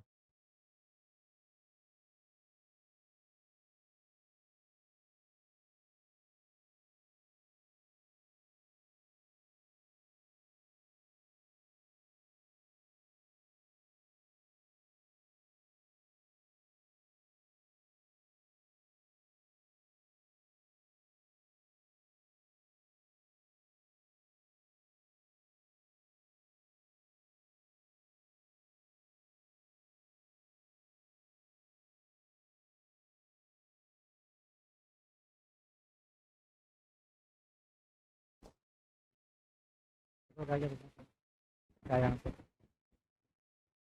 In 1 litre flask 6 mole of A undergo the reaction 6 मोल ए के थे पर ये ए से बन रहा है पी ऐसा कुछ हो रहा है पी इज इक्वल टू 0 पे इसके थे 6 मोल ये तो नहीं होगा स्टार्टिंग में जब इसका इक्विलिब्रियम आया इसमें से कुछ कम हो गए होंगे एक्स मोल कम हो गए तो एक्स बन गए the progress of product formation at two temperature T1 and T2 as one in figure ये वाला ग्राफ T2 टेम्परेचर का है और ये वाला ग्राफ है T1 टेम्परेचर का ठीक है if T1 is equal to 2 times T2 T1 की वैल्यू है T2 का डबल ठीक है और delta Z02 minus delta Z01 is equal to R T2 ln x then the value of x is delta Z01 and delta Z02 are standard gives the energy of the reaction at temperature T1 and T2 respectively अब शुरू कैसे करें graph read करना आना चाहिए कम हो जाएगा sir ये जो है वो लिखा पी मोल पर लीटर मतलब प्रोडक्ट की कंसंट्रेशन है T1 टेम्परेचर पे प्रोडक्ट आ रहा है 4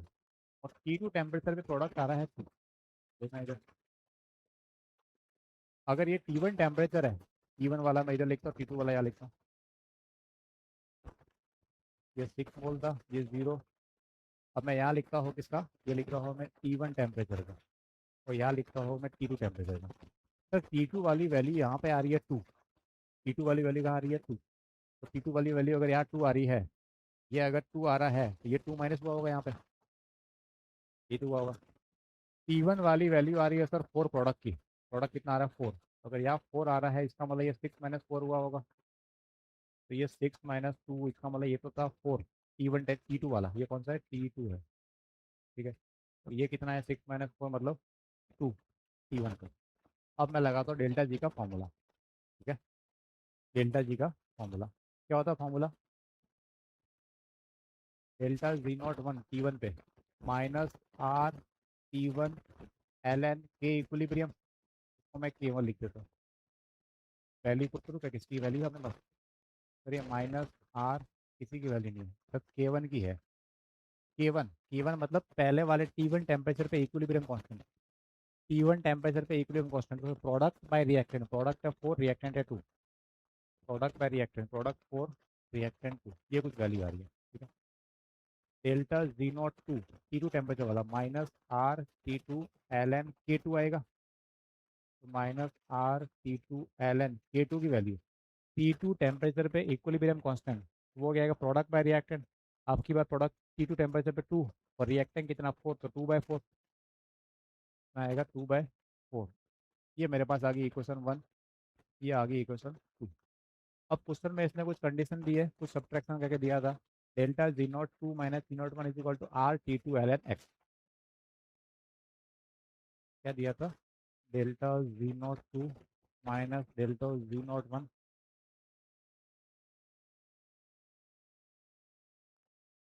is equal to R T2 ln x ये दिया था दोनों की वैल्यू पुट करो जरा डेल्टा Z02 है सर ये रहा माइनस आर नहीं ये रहा नीचे वाला आर T2 ln ये है 1/2 और Z0 की वैल्यू ऊपर है माइनस माइनस हो गया प्लस R T1 ln ये बच गया 2 is equal to R T2 ln x और क्वेश्चन में एक और चीज़ दी थी इसने T1 T2 के बारे में बोला था तो T1 है 2 टाइम्स T2 T1 कितना है 2 टाइम्स T2 वैल्यू पुट कर दो T1 की जगह रख दो 2 टाइम्स T2 तो ये हो गया -2 R नहीं सर T1 की जगह रखना है T1 वहाँ पे है।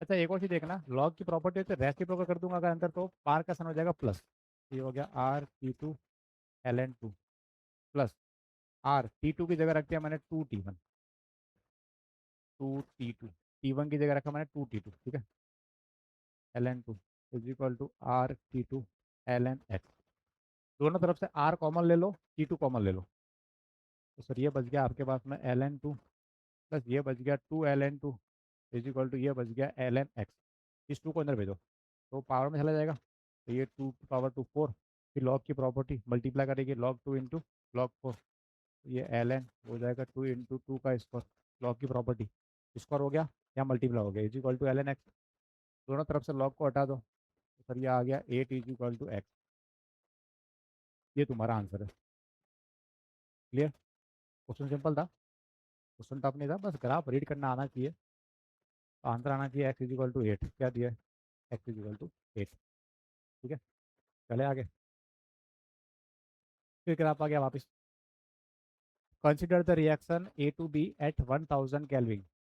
Eight time T days the temperature of the system was increase to 2000। पहले 1000 था, बाद में कर दिया 2000। ठीक है, बढ़ा दिया, टेम्परेचर को ऑलमोस्ट डबल कर दिया। And the system was allowed to reach equilibrium, वापस इक्विलिब्रियम आने दिया उसने। Throughout this experiment the partial pressure of A was maintain at 1 bar. Partial pressure of A हमेशा कितना रखा, 1 bar, always 1। Given below is the plot of partial pressure of B with time. ये B का partial pressure graph है। ठीक है sir, 10, 50, 100, 150, 115 ऐसा कुछ लिखा है। What is the ratio of the standard Gibbs energy of the reaction at 1000 to 2000। Gibbs energy का रेशियो पूछ रहा है कि 1000 केल्विन पे कितनी गिब्स एनर्जी थी और 2000 पे कितनी है, उसका रेशियो चाहिए। कैसे निकालेंगे? तो फॉर्मूला है गिब्स एनर्जी निकालने का। हाँ सर, इक्विलिब्रियम कांस्टेंट की टर्म में तो है, वो लगा दो थे। तो delta G 1 minus R T 1 L N K equilibrium, मतलब के पी गैस के लिए के पी। और दूसरी बार लगाओ इसको तो डेल्टा जी नॉट टू, दूसरे वाले केस में आर टी 2 एल एन के पी, ये दूसरा वाला के पी डैश लिख दिया मैंने। इनकी वैल्यू कैसे निकलेगी सर? अगर मैं उस रिएक्शन को देखना ए से बी को, ए से बी को, ए से बी में sir T is equal to 0 पे कुछ प्रेशर होगा, इसका प्रेशर कितना होगा नहीं पता। कुछ मोल दिए, नहीं दिए। मान लेते प्रेशर पी था, ये 0। और जब इसका इक्विलिब्रियम आया तो ये पी में से कुछ कम हो गया होगा, एक्स कम हो गया, ये एक्स बच गया। तो के पी अगर मैं किसी भी टाइम पे लिखूंगा तो वो आएगा partial pressure of B by partial pressure of A, वही तो आएगा। हालांकि जरूरत भी नहीं है इसकी मेरे को, उससे काम हो गया मेरा। ये कुछ भी रोको, फर्क ही नहीं पड़ता। के पी की वैल्यू क्या आएगी, partial pressure of B by partial pressure of A. और बी और ए की वैल्यू क्वेश्चन वैसे भी ग्राफ पे दे रखी है। स्टार्टिंग में पी बी की वैल्यू 10 है, और बाद वाले केस में पी बी की वैल्यू 100 हो रही है। पहले बढ़ रही है, फिर अभी इक्वलिब्रियम आने के बाद कितनी हो रही है, 100 हो रही है। बस काम हो गया, इजी क्वेश्चन है। क्या बताओ, माइनस आर टी 1 कितना 1000 एल एन के पी कैसे निकलेगा, partial pressure of B divide by A. पहले वाले कंडीशन बताओ बी की वैल्यू कितनी है। तो पहले वाले कंडीशन में टी 1 टेम्परेचर तक B, partial pressure of B है 10, कितना है 10। और पार्शियल प्रेशर ऑफ ए वो तो इसने बोल रखा है ऑलवेज मेंटेन एट 1, ए की वैल्यू 1। तो सर ये आया आपके पास में 10/1। इस वाले में बताओ, माइनस आर टी 2 की जगह ये हो 2000 पे, एल एन के पी डैश सब बाद में हो गया, अगर आप 100 पे पहुंच गया। शुरू कहाँ से गया था, 1 से। देख लो ग्राफ, बाद का इक्विलिब्रियम कहाँ पे आ रहा है, सेकंड वाला इक्विलिब्रियम 100 पे आ रहा है।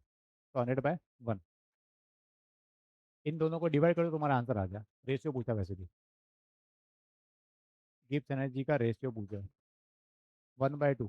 तो ये सर आर तो कट जाएगा, ये बच जाएगा 1000 इंटू एल एन 10। रुकना जरा, ये किसका किससे पूछा है, लैंग्वेज पढ़ो। What is the ratio of the standard Gibbs energy of the reaction at 1000 to that at 2000? ठीक है, 1000 को 2000 से डिवाइड करना है। ये 1000 है, उधर 2000 है, ठीक है। इंटू एल एन, ये आ गया 100। 100 मतलब 10 का स्क्वायर, स्क्वायर आगे आ जाएगा, तो सर ये आ जाएगा 1, 2 और 2 एक और आ गया तो 4, 1/4 आया, मतलब 0.25। आंसर क्या मार्क करेंगे, 0.25। रेशियो 1:4। चेक करें आंसर, 0.25 ये रहा। सिर्फ ग्राफ रीड करना था। और ए की वैल्यू इसने क्या बोल रखा है, ऑलवेज मेंटेन एट 1, तो कंफ्यूजन खत्म हो गया था। ये वाला देखो क्या करना है इसके अंदर। Following reaction the equilibrium constant के सी की वैल्यू तुम्हें गिवन है। के सी की वैल्यू है 1.6 10⁻17। ये तुम्हें रिएक्शन गिवन है, Fe+2 एक्वस रिएक्ट कर रहा है सल्फाइड आयन से, और उससे बन रहा है FeS का। ये तो बन रहा है सॉलिड, किसी काम का नहीं मेरे। ये एक्वस, ये एक्वस। टी इज इक्वल टू 0 पे ये कितना था, इक्वल वॉल्यूम। अच्छा, क्वेश्चन में क्या लिखा, इक्वल वॉल्यूम जब भी लिखा इसका मतलब कंसंट्रेशन हाफ करनी है। तो 0.06 का आधा कितना हो गया, 0.03। और वो कितना हो गया 0.1। ये टी इज इक्वल टू 0 पे जब इसका इक्विलिब्रियम आएगा तो सर इसमें ये तो लिमिटिंग है। ये क्या, ये लिमिटिंग रिएजेंट है, ऑलमोस्ट पूरा खत्म हो जाएगा। ये कितना 0.1 माइनस 0.03 बच गया, और उस तरफ बना 0.03। क्या ये बैलेंस है? हाँ बैलेंस है सर। अब एक बात सुनना, इक्विलिब्रियम वाले क्वेश्चन में खत्म होने का मतलब जीरो रखते नहीं है। इसका मतलब बहुत सारा नेग्लिजिबल नेग्लिजिबल कुछ अमाउंट होगी। ये यार जीरो नहीं रखना है यहाँ पे। जीरो रखोगे तो आ जाएगा नॉट डिफाइंड, क्योंकि जो फॉर्मूले वो के पी के सी का, तो ऊपर आएगा प्रोडक्ट, नीचे आएगा रिएक्टेंट, और रिएक्टेंट में तुम जीरो रखोगे तो क्या आएगा? इन्फिनिटी। 1/0 not defined. तो जीरो रखते नहीं अपन, तो क्या करते हैं, उसकी जगह कुछ एक्स मान लो। एक्स क्या बहुत सारा नेग्लिजिबल है, वही फाइंड करना क्वेश्चन के अंदर। तो जीरो रखने की जगह मैं क्या रख दूंगा? एक्स रख दूंगा इसकी जगह में, ठीक है। एक्स होगा नेग्लिजिबल ही, वो आंसर आएगा, पता पड़ जाएगा तुम्हें। अब क्या बोलना है? इक्विलिब्रियम कंसंट्रेशन ऑफ Fe+2, वही तुम्हें फाइंड करना है, एक्स की वैल्यू। जो मैंने यहाँ पे एक्स रखा है वही फाइंड करना तुम्हें। इज फाउंड टू बी, अच्छा ये दे रखा है, वाई इंटू इतना बन रहा है, तो वाई फाइंड करना है फिर। चलो इसके लिए फॉर्मूला लगाओ केसी का। उस समय दे रहा है केसी। सर ये तो कंसंट्रेशन प्रोडक्ट 1, नीचे आ गया ये सर Fe+2 की कंसंट्रेशन, और यहाँ आ गया सर सल्फाइड आयन कंसंट्रेशन। और केसी की वैल्यू क्वेश्चन में कितनी है सर? ये 1.6 10⁻17 1 बाय, सर ये फाइंड करना है, तो इसको ऐसे रहने दो, एक्स भी डायरेक्ट आ जाएगा आंसर। ये कितना बचा सर? ये माइनस करने पे कितना आएगा सर? ये आएगा 0.07। इसको उधर भेजो, इसको नीचे भेजो, ये तुम्हारा आंसर आ गया। तो 1 बाय, ये 1.6 10⁻17 इंटू 0.07। पहले यहाँ से पॉइंट हटाओ, यहाँ से हटाओ पॉइंट, तो ऊपर 1 2 3 जीरो आ गए, तो ये हो गया 1000/16 इंटू 7 इंटू 10⁻−17। ये वैल्यू तुम्हारी वाई है, क्योंकि ये वैल्यू तो दिख रही है मेरे को वहाँ पे आगे। तो एक काम करो सर, 4 से कट रहा है, 4 4 जा 16, 4 से कट रहा है 25, फिर से 2 से कट रहा है 2, 2 से कट रहा है 125, 125 से नीचे आ गया 7 2 जा 14, 125/14 इंटू 10⁻−17। तो ये सर समथिंग 8 समथिंग आ रहा होगा। अब डिवाइड तुम कर लो, एग्जैक्ट क्या आ रहा है, 8 समथिंग कुछ दिख रहा होगा। क्या लिखा है? वही, जे एडवांस हमेशा एक रेंज देता है, तो तुम्हारा जो आंसर आ रहा है वो 8.7 से 9.1 के बीच में आएगा। हो सकता है 8.8 आ जाए, 8.9 आ जाए। एडवांस में हमेशा एक रेंज मिलती है, ताकि थोड़ा बहुत अप्रोक्सीमेशन लगा भी रहो तो कोई दिक्कत नहीं है, ठीक है। तो डिवाइड करने पे जो आएगा वो तुम्हारा वाई है। तो मेन चीज़ यहाँ पे ये रखनी है कि ये जो खत्म होता है तो जीरो रखते नहीं है अपन। अगर मैं जीरो रख दूंगा तो 1/0 बन जाएगा, ये तो नॉट डिफाइंड। तो क्या होगा? नेग्लिजिबल होगा। देख लो आंसर में, इसकी वैल्यू क्या है? 10⁻−17 के ऑर्डर की है। जो वैल्यू बच रही है वो क्या है? -17 का, मतलब ऑलमोस्ट नेग्लिजिबल है। इस वजह से अपन यहाँ पे रख सकते हैं। समझ गए क्वेश्चन? तो एक अच्छा क्वेश्चन माना जाता है। आंसर डिवाइड करते ना मिल जाएगा। ये भी एक अच्छा क्वेश्चन आया था। क्या लिखा है? कॉम्प्रिहेंशन लिखा है, thermal decomposition of gaseous X2 to gaseous X at 293 takes place according to the following equation। X2 से बन रहा है 2x, ठीक है। Standard reaction Gibbs energy delta R G of the reaction is positive. अच्छा, गिब्स एनर्जी कैसी है इसकी? पॉजिटिव, मतलब अनफेवरेबल है, मतलब फॉरवर्ड नहीं जाएगा।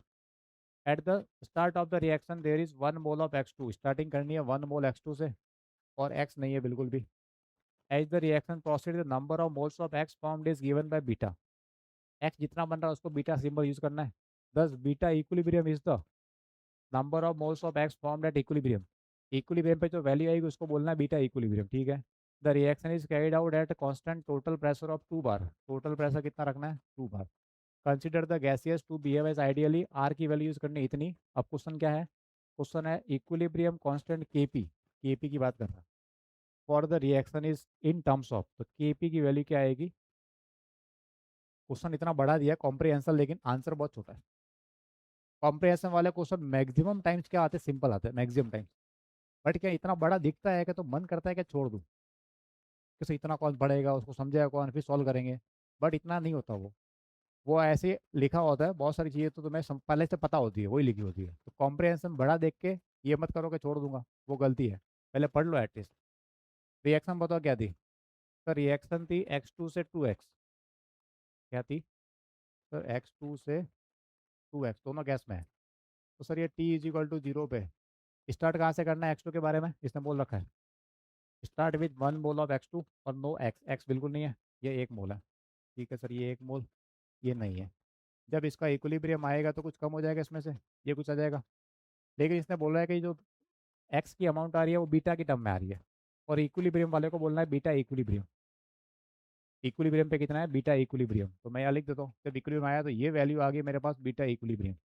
तो मेन चीज़ है कि यहाँ पे क्या लिखूँ मैं, यहाँ पे क्या वन माइनस बीटा लिखूँ या one minus beta by two लिखूँ या वन माइनस टू बीटा लिखूँ, कुछ सुनना ध्यान से। जब यहाँ पे कोपिशन टू था तो ये बीटा आ रहा है, जिसका कोपिशन उसका आधा है, तो इधर क्या आएगा बीटा बाई टू, ये आएगा बीटा इक्विलिब्रियम बाय टू, ये आएगा। अब लगाओ फॉर्मूला इसके केपी का। सर केपी का फॉर्मूला होता है पार्शियल प्रेशर ऑफ एक्स, इसका square divide by partial pressure of X two, यही तो आएगा। और पार्शियल प्रेशर कैसे लिखते हैं सर, जिसका निकालना उसके मोल है beta equilibrium divide by total mole. Total मोल कैसे निकलेंगे, इन सब का सम करने से, ये टोटल मोल। तो सर ये आ गया मेरे पास one plus beta equilibrium by two, ये total mole into total pressure P, इसका स्क्वायर, जिसको निकालना उसके मोल, टोटल मोल नीचे आ गए इंटू टोटल प्रेशर। और पी ऑफ एक्स टू क्या आएगा, इसके मोल, तो one minus beta equilibrium by two divide by total mole, total करने पे कितना आया था, one plus beta equilibrium by two into total pressure P. इसको सॉल्व कर दो, वही तुम्हारा आंसर है। इतना ही करना था बस, हो गया क्वेश्चन सॉल्व। तो सर ये आया, इधर लिख दो शॉर्ट में। तो K P is equal to, sir ये पी का स्क्वायर है, ये पी एक पी कट जाएगा। बीटा की बात करते हैं सर, बीटा इक्विलिब्रियम पे स्क्वायर है, एक तो आ रहा है बीटा इक्विलिब्रियम पे स्क्वायर इंटू ये आ रहा है सर एक पी बच गया। सर यार नीचे है one plus beta by two, इसका स्क्वायर है, इधर स्क्वायर नहीं, एक पावर कट गई, और ये वाले इसे मल्टीप्लाई करेगा तो ए प्लस बी ए माइनस बी, तो ए स्क्वायर माइनस बी स्क्वायर, तो one square minus beta square equilibrium by four. चाहो तो इसका एलसीएम ले लो, नीचे एलसीएम ले लो। तो सर ये फोर चला जाएगा ऊपर बाद में, तो ये आ गया फोर बीटा इक्विलिब्रियम का स्क्वायर इंटू पी, नीचे आ गया फोर माइनस बीटा इक्विलिब्रियम का स्क्वायर। अच्छा क्या तुम्हें पी की वैल्यू गिवन है क्वेश्चन में, क्या पी की वैल्यू, हाँ sir total pressure of two bar. तो सर अब पी की वैल्यू अगर टू रखूंगा तो क्या आंसर आ जाएगा बताना, रख दो वहाँ पे, पी की रखो वैल्यू। तो तुम्हारे पास सर के पी का फाइनल फॉर्मूला आ गया, पी जगह टू, तो टू से मल्टीप्लाई करेगा तो वो हो गया सर एट बीटा इक्विलिब्रियम का square divide bye four minus beta equilibrium का स्क्वायर। ये आ रहा है मेरा आंसर। तो ये कहीं है क्या ऐसा, eight beta equilibrium by four minus beta equilibrium. अच्छा आंसर तो ये दे रखा नहीं रहा, B, eight beta equilibrium by four minus beta equilibrium आ गया, ये वाला। एक सेकंड, ये नहीं है, ये रहा है ये वाला, at beta equilibrium by four minus beta equilibrium, ये वाला ठीक है, हो गया। अब इसका एक बार और है। अब देखो क्वेश्चन को देखोगे तो मैं लगेगा नहीं कि इतना टफ पूछा था। इसने बोला इसकी जगह बीटा रखो, तो ये बोलेगा बीटा बाय टू, बस केपी का फॉर्मूला लगाना था, सिंपल क्वेश्चन था बहुत ज़्यादा। और इतना पैराग्राफ देखने के बाद लगता है कि सर वो खल लगता है, होता नहीं। आंसर आ गया अपने पास बी। सेकंड पार्ट देखो इसका, इसका सेकंड पार्ट इसी का है। इनकरेक्ट स्टेटमेंट चाहिए among the following for the reaction, इस रिएक्शन के लिए ऊपर वाले के लिए, decrease in the total pressure will result in formation of more moles of x. अगर ये कह रहा है कि टोटल प्रेशर डिक्रीज हो रहा है तो मोर मोल्स ऑफ एक्स बनेंगे। सर रिएक्शन देखो, रिएक्शन क्या लिखी थी, सर रिएक्शन आपने लिखी थी एक्स टू से टू एक्स, ये लिखी थी। तो सर अगर आपने ये बोल रखा है कि जब प्रेशर बढ़ाते हैं, प्रेशर बढ़ाने पे equilibrium towards less number of mole shift होता है, तो हाई प्रेशर पे कहा जाएगा बैकवर्ड जाएगा। ये क्या बोल रहा है, डिक्रीज करना है, तो लो लेस प्रेशर डिक्रीज करने पे कहा जाएगा फॉरवर्ड जाएगा, फॉरवर्ड जाएगा मतलब एक्स ज़्यादा बनेगा। तो decrease in the total pressure will result in the formation of more moles of gaseous x, हाँ ये बात सही हो रही है, समझ गए। प्रेशर बढ़ाने पे towards less number of moles आती है, तो हाई प्रेशर पे जाएगी रिएक्टेंट साइड में, तो लेस प्रेशर पे क्या जाएगी प्रोडक्ट साइड में, प्रोडक्ट में जा रहा है, इसका मतलब result in formation of more moles of gaseous X. दूसरा देखें, at the start of the reaction dissociation of gaseous X to takes place spontaneously. Starting में जब होगी रिएक्शन, तो ये कह रहा है कि रिएक्शन है जो स्पॉन्टेनियस होगी। अब बच्चा यहाँ पे गलती करता है, गलती क्या करता है वो देखना, गलती करता है यहाँ पे कि सर इसकी गिब्स एनर्जी दे रखी है पॉजिटिव, इसका मतलब नॉन स्पॉन्टेनियस, इसका मतलब रिएक्शन आगे जाएगी नहीं। एक क्वेश्चन पहले भी गया था, थर्मोडायनेमिक्स क्या बताती है कि ओवरऑल नेट चेंज जो आएगा वो बैकवर्ड आएगा फॉरवर्ड जाएगा, लेकिन स्टार्टिंग के अंदर क्या मैटर करता है, टेम्परेचर, या ऐसे बोलो रेट ऑफ रिएक्शन। स्टार्टिंग में तो क्या होगा, रिएक्शन फॉरवर्ड जाएगी जाएगी, लेकिन जब पता है कि प्रोडक्ट अनफेवरेबल वाला कंडीशन आ रही है, डेल्टा जी पहुंचे, तो वो वापस बैकवर्ड ले आएगा उसको। तो ये पूछा स्टार्टिंग में क्या होगा, बताओ, क्या फॉरवर्ड जाएगी वो? बिल्कुल जाएगी। At the start of the reaction dissociation of gases X takes place spontaneously, हाँ ये बात सही है। स्टार्टिंग में रिएक्टेड प्रोडक्ट में कन्वर्ट होगा ही होगा, लेकिन बाद में जाके थर्मोडायनेमिक्स क्या बोलेगी कि डेल्टा जी इसका पॉजिटिव है, इसको वापस बैकवर्ड ले आओ। समझ गए? बीटा इक्विलिब्रियम आएगा 0.7। अब ये कैसे पता करें? सर डेल्टा जी का साइन क्या है? सर क्वेश्चन में बोल रखा है डेल्टा जी ओवरऑल जो है वो तो आपका पॉजिटिव है, डेल्टा जी नॉट। और delta G not is equal to होता है इक्विलिब्रियम पे minus R T L N K equilibrium या के पी इक्विलिब्रियम पे। तो सर अगर ये पॉजिटिव है, इसका मतलब ये वाली टर्म कैसी होनी चाहिए, नेगेटिव होनी चाहिए। हेलो, अगर डेल्टा जी को पॉजिटिव होना है, इसका मतलब ये नेगेटिव होना चाहिए। और लॉग की वैल्यू नेगेटिव कब होगी? लॉग की वैल्यू नेगेटिव होने के लिए, लॉग की वैल्यू नेगेटिव होने के लिए क्या कंडीशन चाहिए?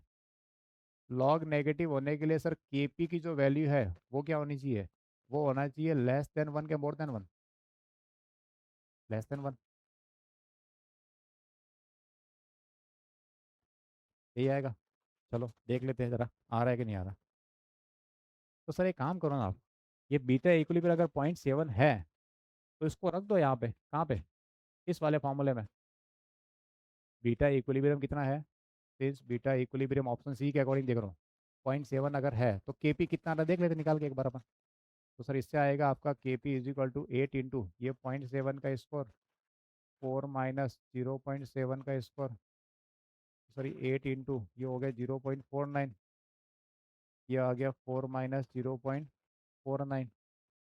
सर ये 8 इंटू ये तो ऊपर तो कट नहीं रहा, नीचे कितना आ रहा है, 4 में से माइनस करने पे कितना आ रहा है, 3.51। और ये आ रहा है 0.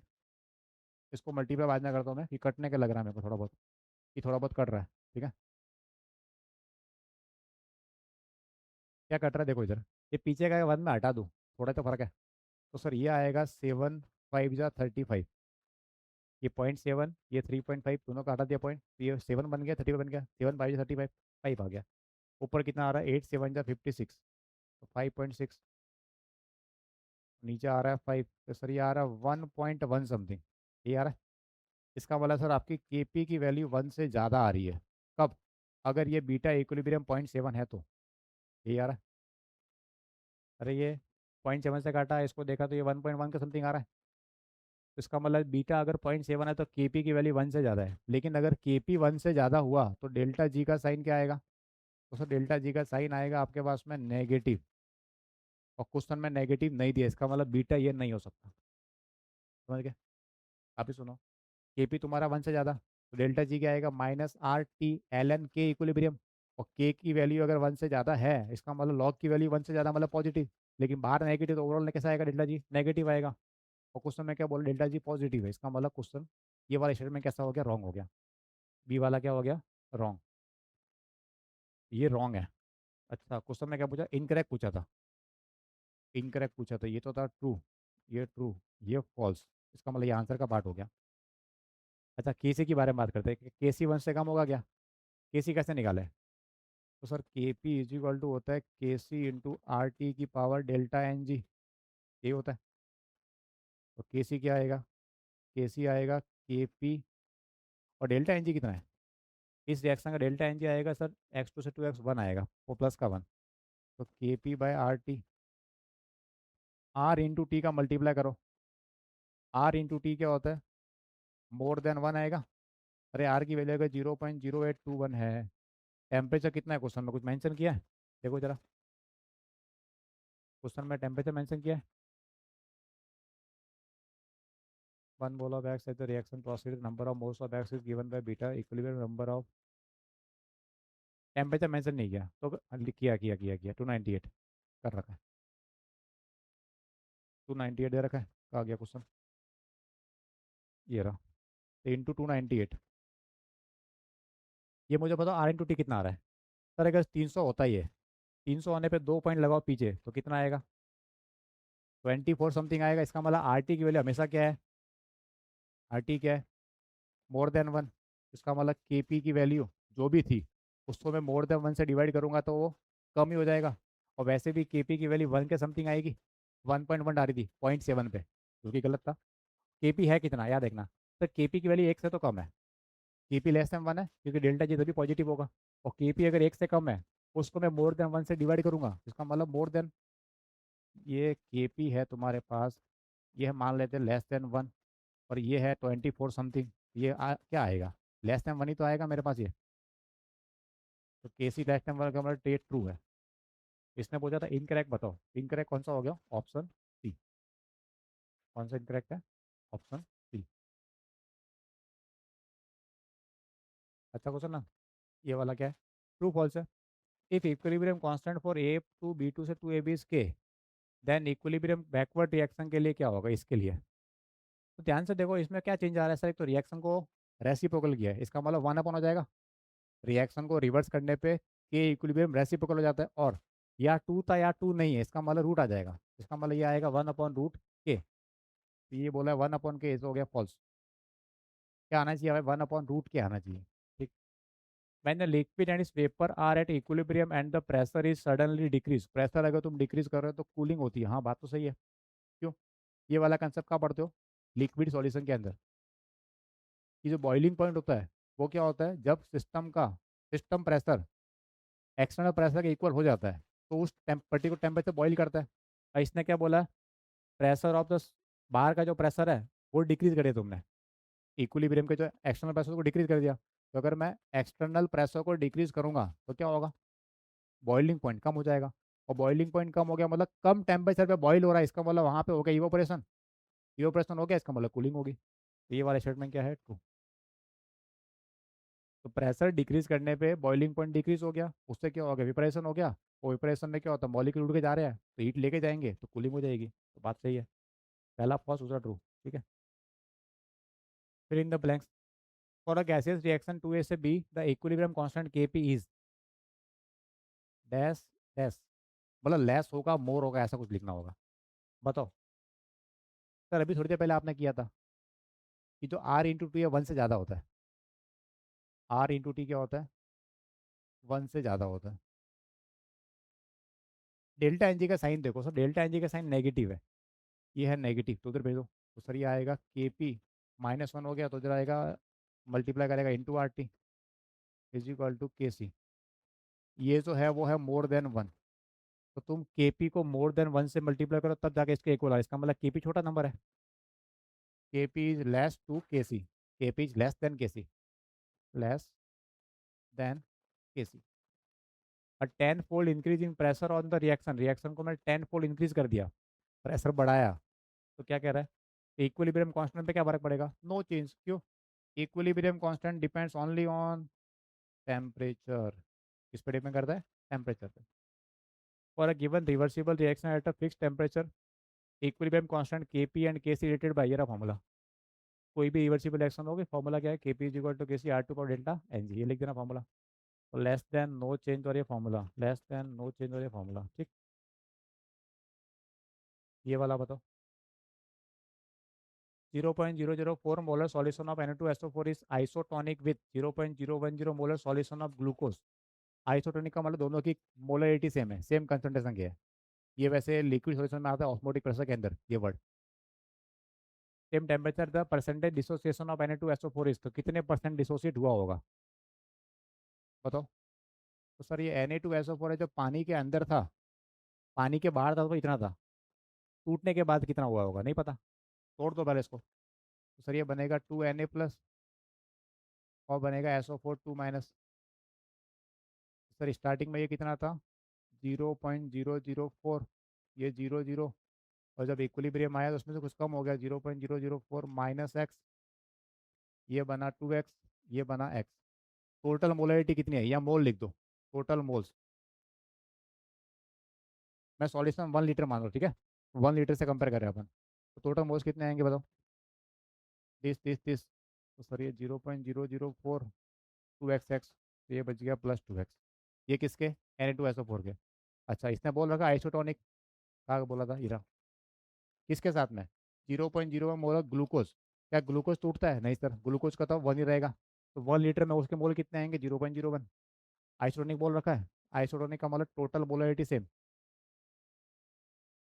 टेम्परेचर वैसे भी सेम है। तो जब 1 लीटर एज्यूम किया है, इसका मतलब टोटल मोल भी सेम आएंगे। 1 लीटर सॉल्यूशन के रेस्पेक्ट में मोल्स भी सेम होंगे, इसके मोल्स इज इक्वल टू उसके मोल। उसके मोल कितने? 0.01, वो टूटता ही नहीं है।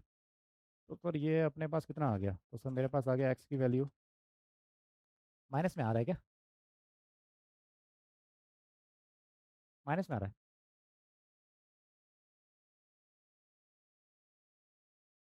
अच्छा, अगर स्ट्रॉन्ग इलेक्ट्रोलाइट मानेंगे तो पूरा टूट जाएगा, और ऑप्शन पूरे वाला तो है ही नहीं एक भी, 100% तो नहीं है। इसका मतलब एनालिटिक्स से कुछ टूटा होगा। अच्छा, 0.004 है, ठीक है, नहीं माइनस नहीं आ रहा, वो गलत पढ़ लिया मैंने, या 3 जीरो है। तो 0.01 है, वो है 0.004। ठीक है, सही है सही है सही है। अब ट्राई करो। 10 में से 4 गए 6, 0 0, ये आ रहा है। डिवाइड बाई 2 तो वो आएगा 0.003। एक्स की वैल्यू इतनी आई। परसेंट बताओ, अल्फा, परसेंटेज। तो एक्स मोल टूट रहा है टोटल, ये तो x by initial mole 0.004 into 100। तो सर ये आ गया 3/4 इंटू 100, मतलब 75%। 75%। 1 लीटर के लिए मोल इक्वल कर सकते हो।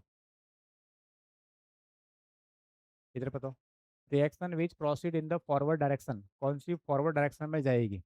ऐसा क्वेश्चन एक पहले भी किया था। फर्स्ट रिएक्शन देखते ए वाली। तो ए में क्या हो रहा है सर? रिएक्शन हो रही है। हाँ सर, ये Fe2O3 है, वो रिएक्ट कर रहा है किसके साथ में? HCl के साथ में। और FeCl3 बना रहा है, और ये H2O बना रहा है। सर ये स्ट्रॉन्ग एसिड है, इससे रिएक्ट कर रहा है, ये बेसिक पार्ट है, ये बेस है, ये सॉल्ट बन रहा है, वाटर बन रहा है। और रिएक्शन हमेशा कहा जाती है स्ट्रॉन्गर एसिड और बेस से वीकर एसिड बेस की तरफ जाती है, इसका मतलब ये वाली तो फॉरवर्ड जाएगी। इधर वाला part stronger acid strong base है, उसके कंपेरिजन में, इसका मतलब फॉरवर्ड जाएगी। बी को देखते हैं। बी वाले में क्या हो रहा है? बी में ध्यान से देखो सर, ये बेसिक सॉल्यूशन है, ये वीक बेस बनेगा, अमोनिया का वाटर सॉल्यूशन वीक बेस है। और ये है स्ट्रॉन्ग बेस, ये क्या है? Strong base. रिएक्शन कहा जाती है हमेशा वी स्ट्रॉन्ग से वीक की तरफ जाती है। रिएक्शन कहा जाती है स्ट्रॉन्ग से वीक की तरफ। ये वीक वाले से स्ट्रॉन्ग बना रहा है, पॉसिबल नहीं है, तो ये गलत हो गया। सी में क्या हो रहा है? SnCl4H2। अच्छा, एस एन की बात करते हैं। एस एन में Sn+4 है लेफ्ट साइड में, और प्रोडक्ट साइड में Sn+2 है। Sn+2 जो होता है, वो Sn+4 के कंपेरिजन में क्या होता है? ये होता है powerful reducing agent. Sn+2 is powerful reducing agent as compare to Sn+4। क्या पढ़ा होगा इलेक्ट्रोकेमिस्ट्री के अंदर? ठीक है।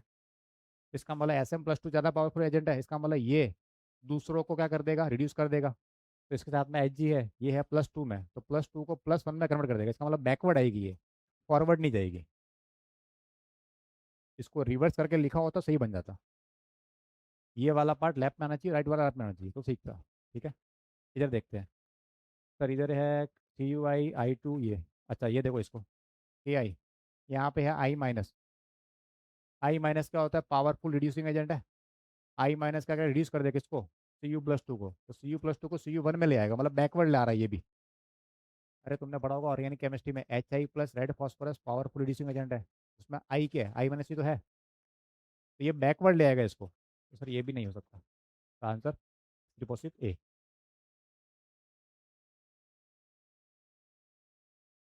ये वाला बताओ, इसमें क्या हो रहा है?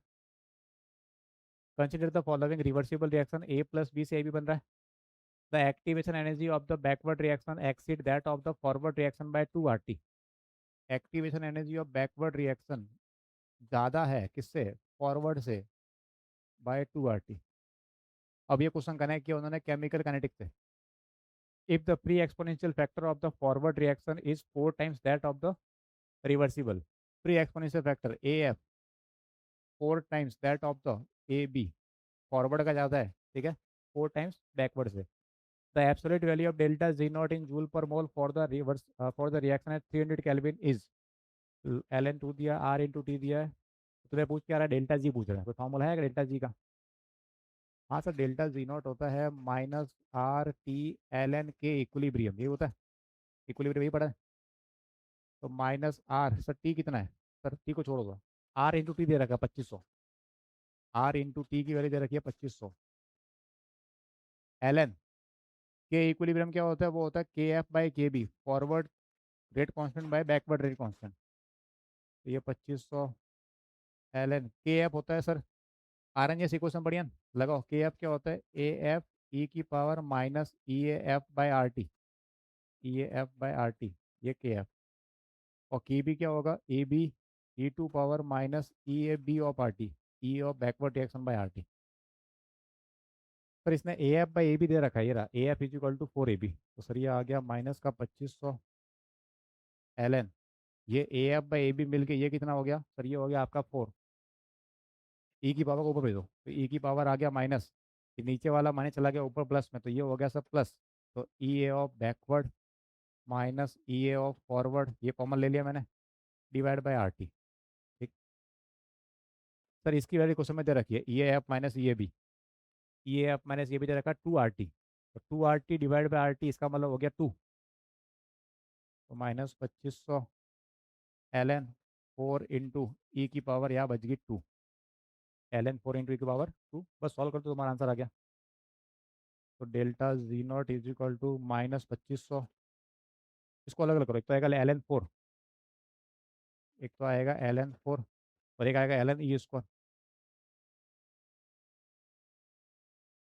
सर एल एन 4 को लिखेंगे 2 LN 2, 2 LN 2, 0.7 इंटू 2, ये कितना हो गया, -2500, 2 इंटू 0.7 हो गया 1.4, और L N E square, square आ गया 2 प्लस 2, तो ये 2 प्लस 1.4 हो गया 3.4। 2500 को 3.5 से मल्टीप्लाई कर दो, 25 इंटू 34,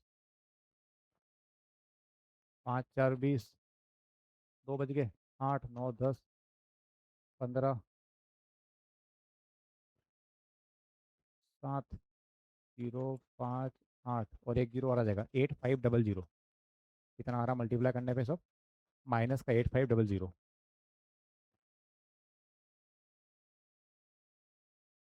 साइन माइनस में आ रहा आपने, क्या करें, कुछ नहीं, वैसे लिखना मैग्नीट्यूड है यहाँ पे। इसने बोला एब्सोल्यूट वैल्यू, उसने बोला एब्सोल्यूट वैल्यू मतलब मैग्नीट्यूड चाहिए इसको सिर्फ, हटा देना, बॉर्ड लगा देना। तो ये 8500 आना चाहिए, क्या लिखा है, ठीक है। ओके, तो तुम्हें बहुत बहुत बधाई हो कि तुम लास्ट टाइम तक बने रहे, इसी तरह डैडी के साथ पढ़ते रहो। चैप्टर ये वाला मेरी तरफ से हो गया। इसकी जब पीडीएफ आएगी तब क्वेश्चन तुम्हें वापस ट्राई करना, सबके सब टेलीग्राम पीडीएफ मिल जाएगी, सब क्वेश्चन तुम खुद से ट्राई करो एक बार, तुमसे कितने हो रहे हैं, जो पार्ट नहीं हो रहा वापस देख लेना यहाँ पे आगे। और अगर तुम्हें इसमें कोई टाइपिंग मिस्टेक मिले तो इस जगह टेलीग्राम पे आकर तुम मेरे से कनेक्ट कर सकते हो, मेरे को बता देना कि सर इस जगह टाइपिंग मिस्टेक है, मैं इसको ठीक कर दूंगा। ठीक है, मिस्टेक होती रहती है, ऐसा कुछ नहीं है कि नहीं होती, क्वेश्चन भी हो जाती है कभी कभी, कभी लिख कुछ और रहे हो बोल कुछ और रहे हो, होता है ना, इसलिए मिस्टेक सबसे होती है। तो अगर तुम्हें टाइपिंग में मिस्टेक मिले तो मेरे को बता देना, किसी क्वेश्चन के आंसर में मिस्टेक मिले कहीं पे वीडियो के अंदर तो कमेंट में करके बता देना, ठीक है, ताकि उसको ठीक कर दिया अपन। तो चलो आज के लिए इतना ही, आगे अपन फिर मिलते हैं अगली वीडियो में, पढ़ते रहना, कोई डाउट हो तो तुम बता देना मेरे को। चलो फिर मिलते हैं, ओके बाय टाटा।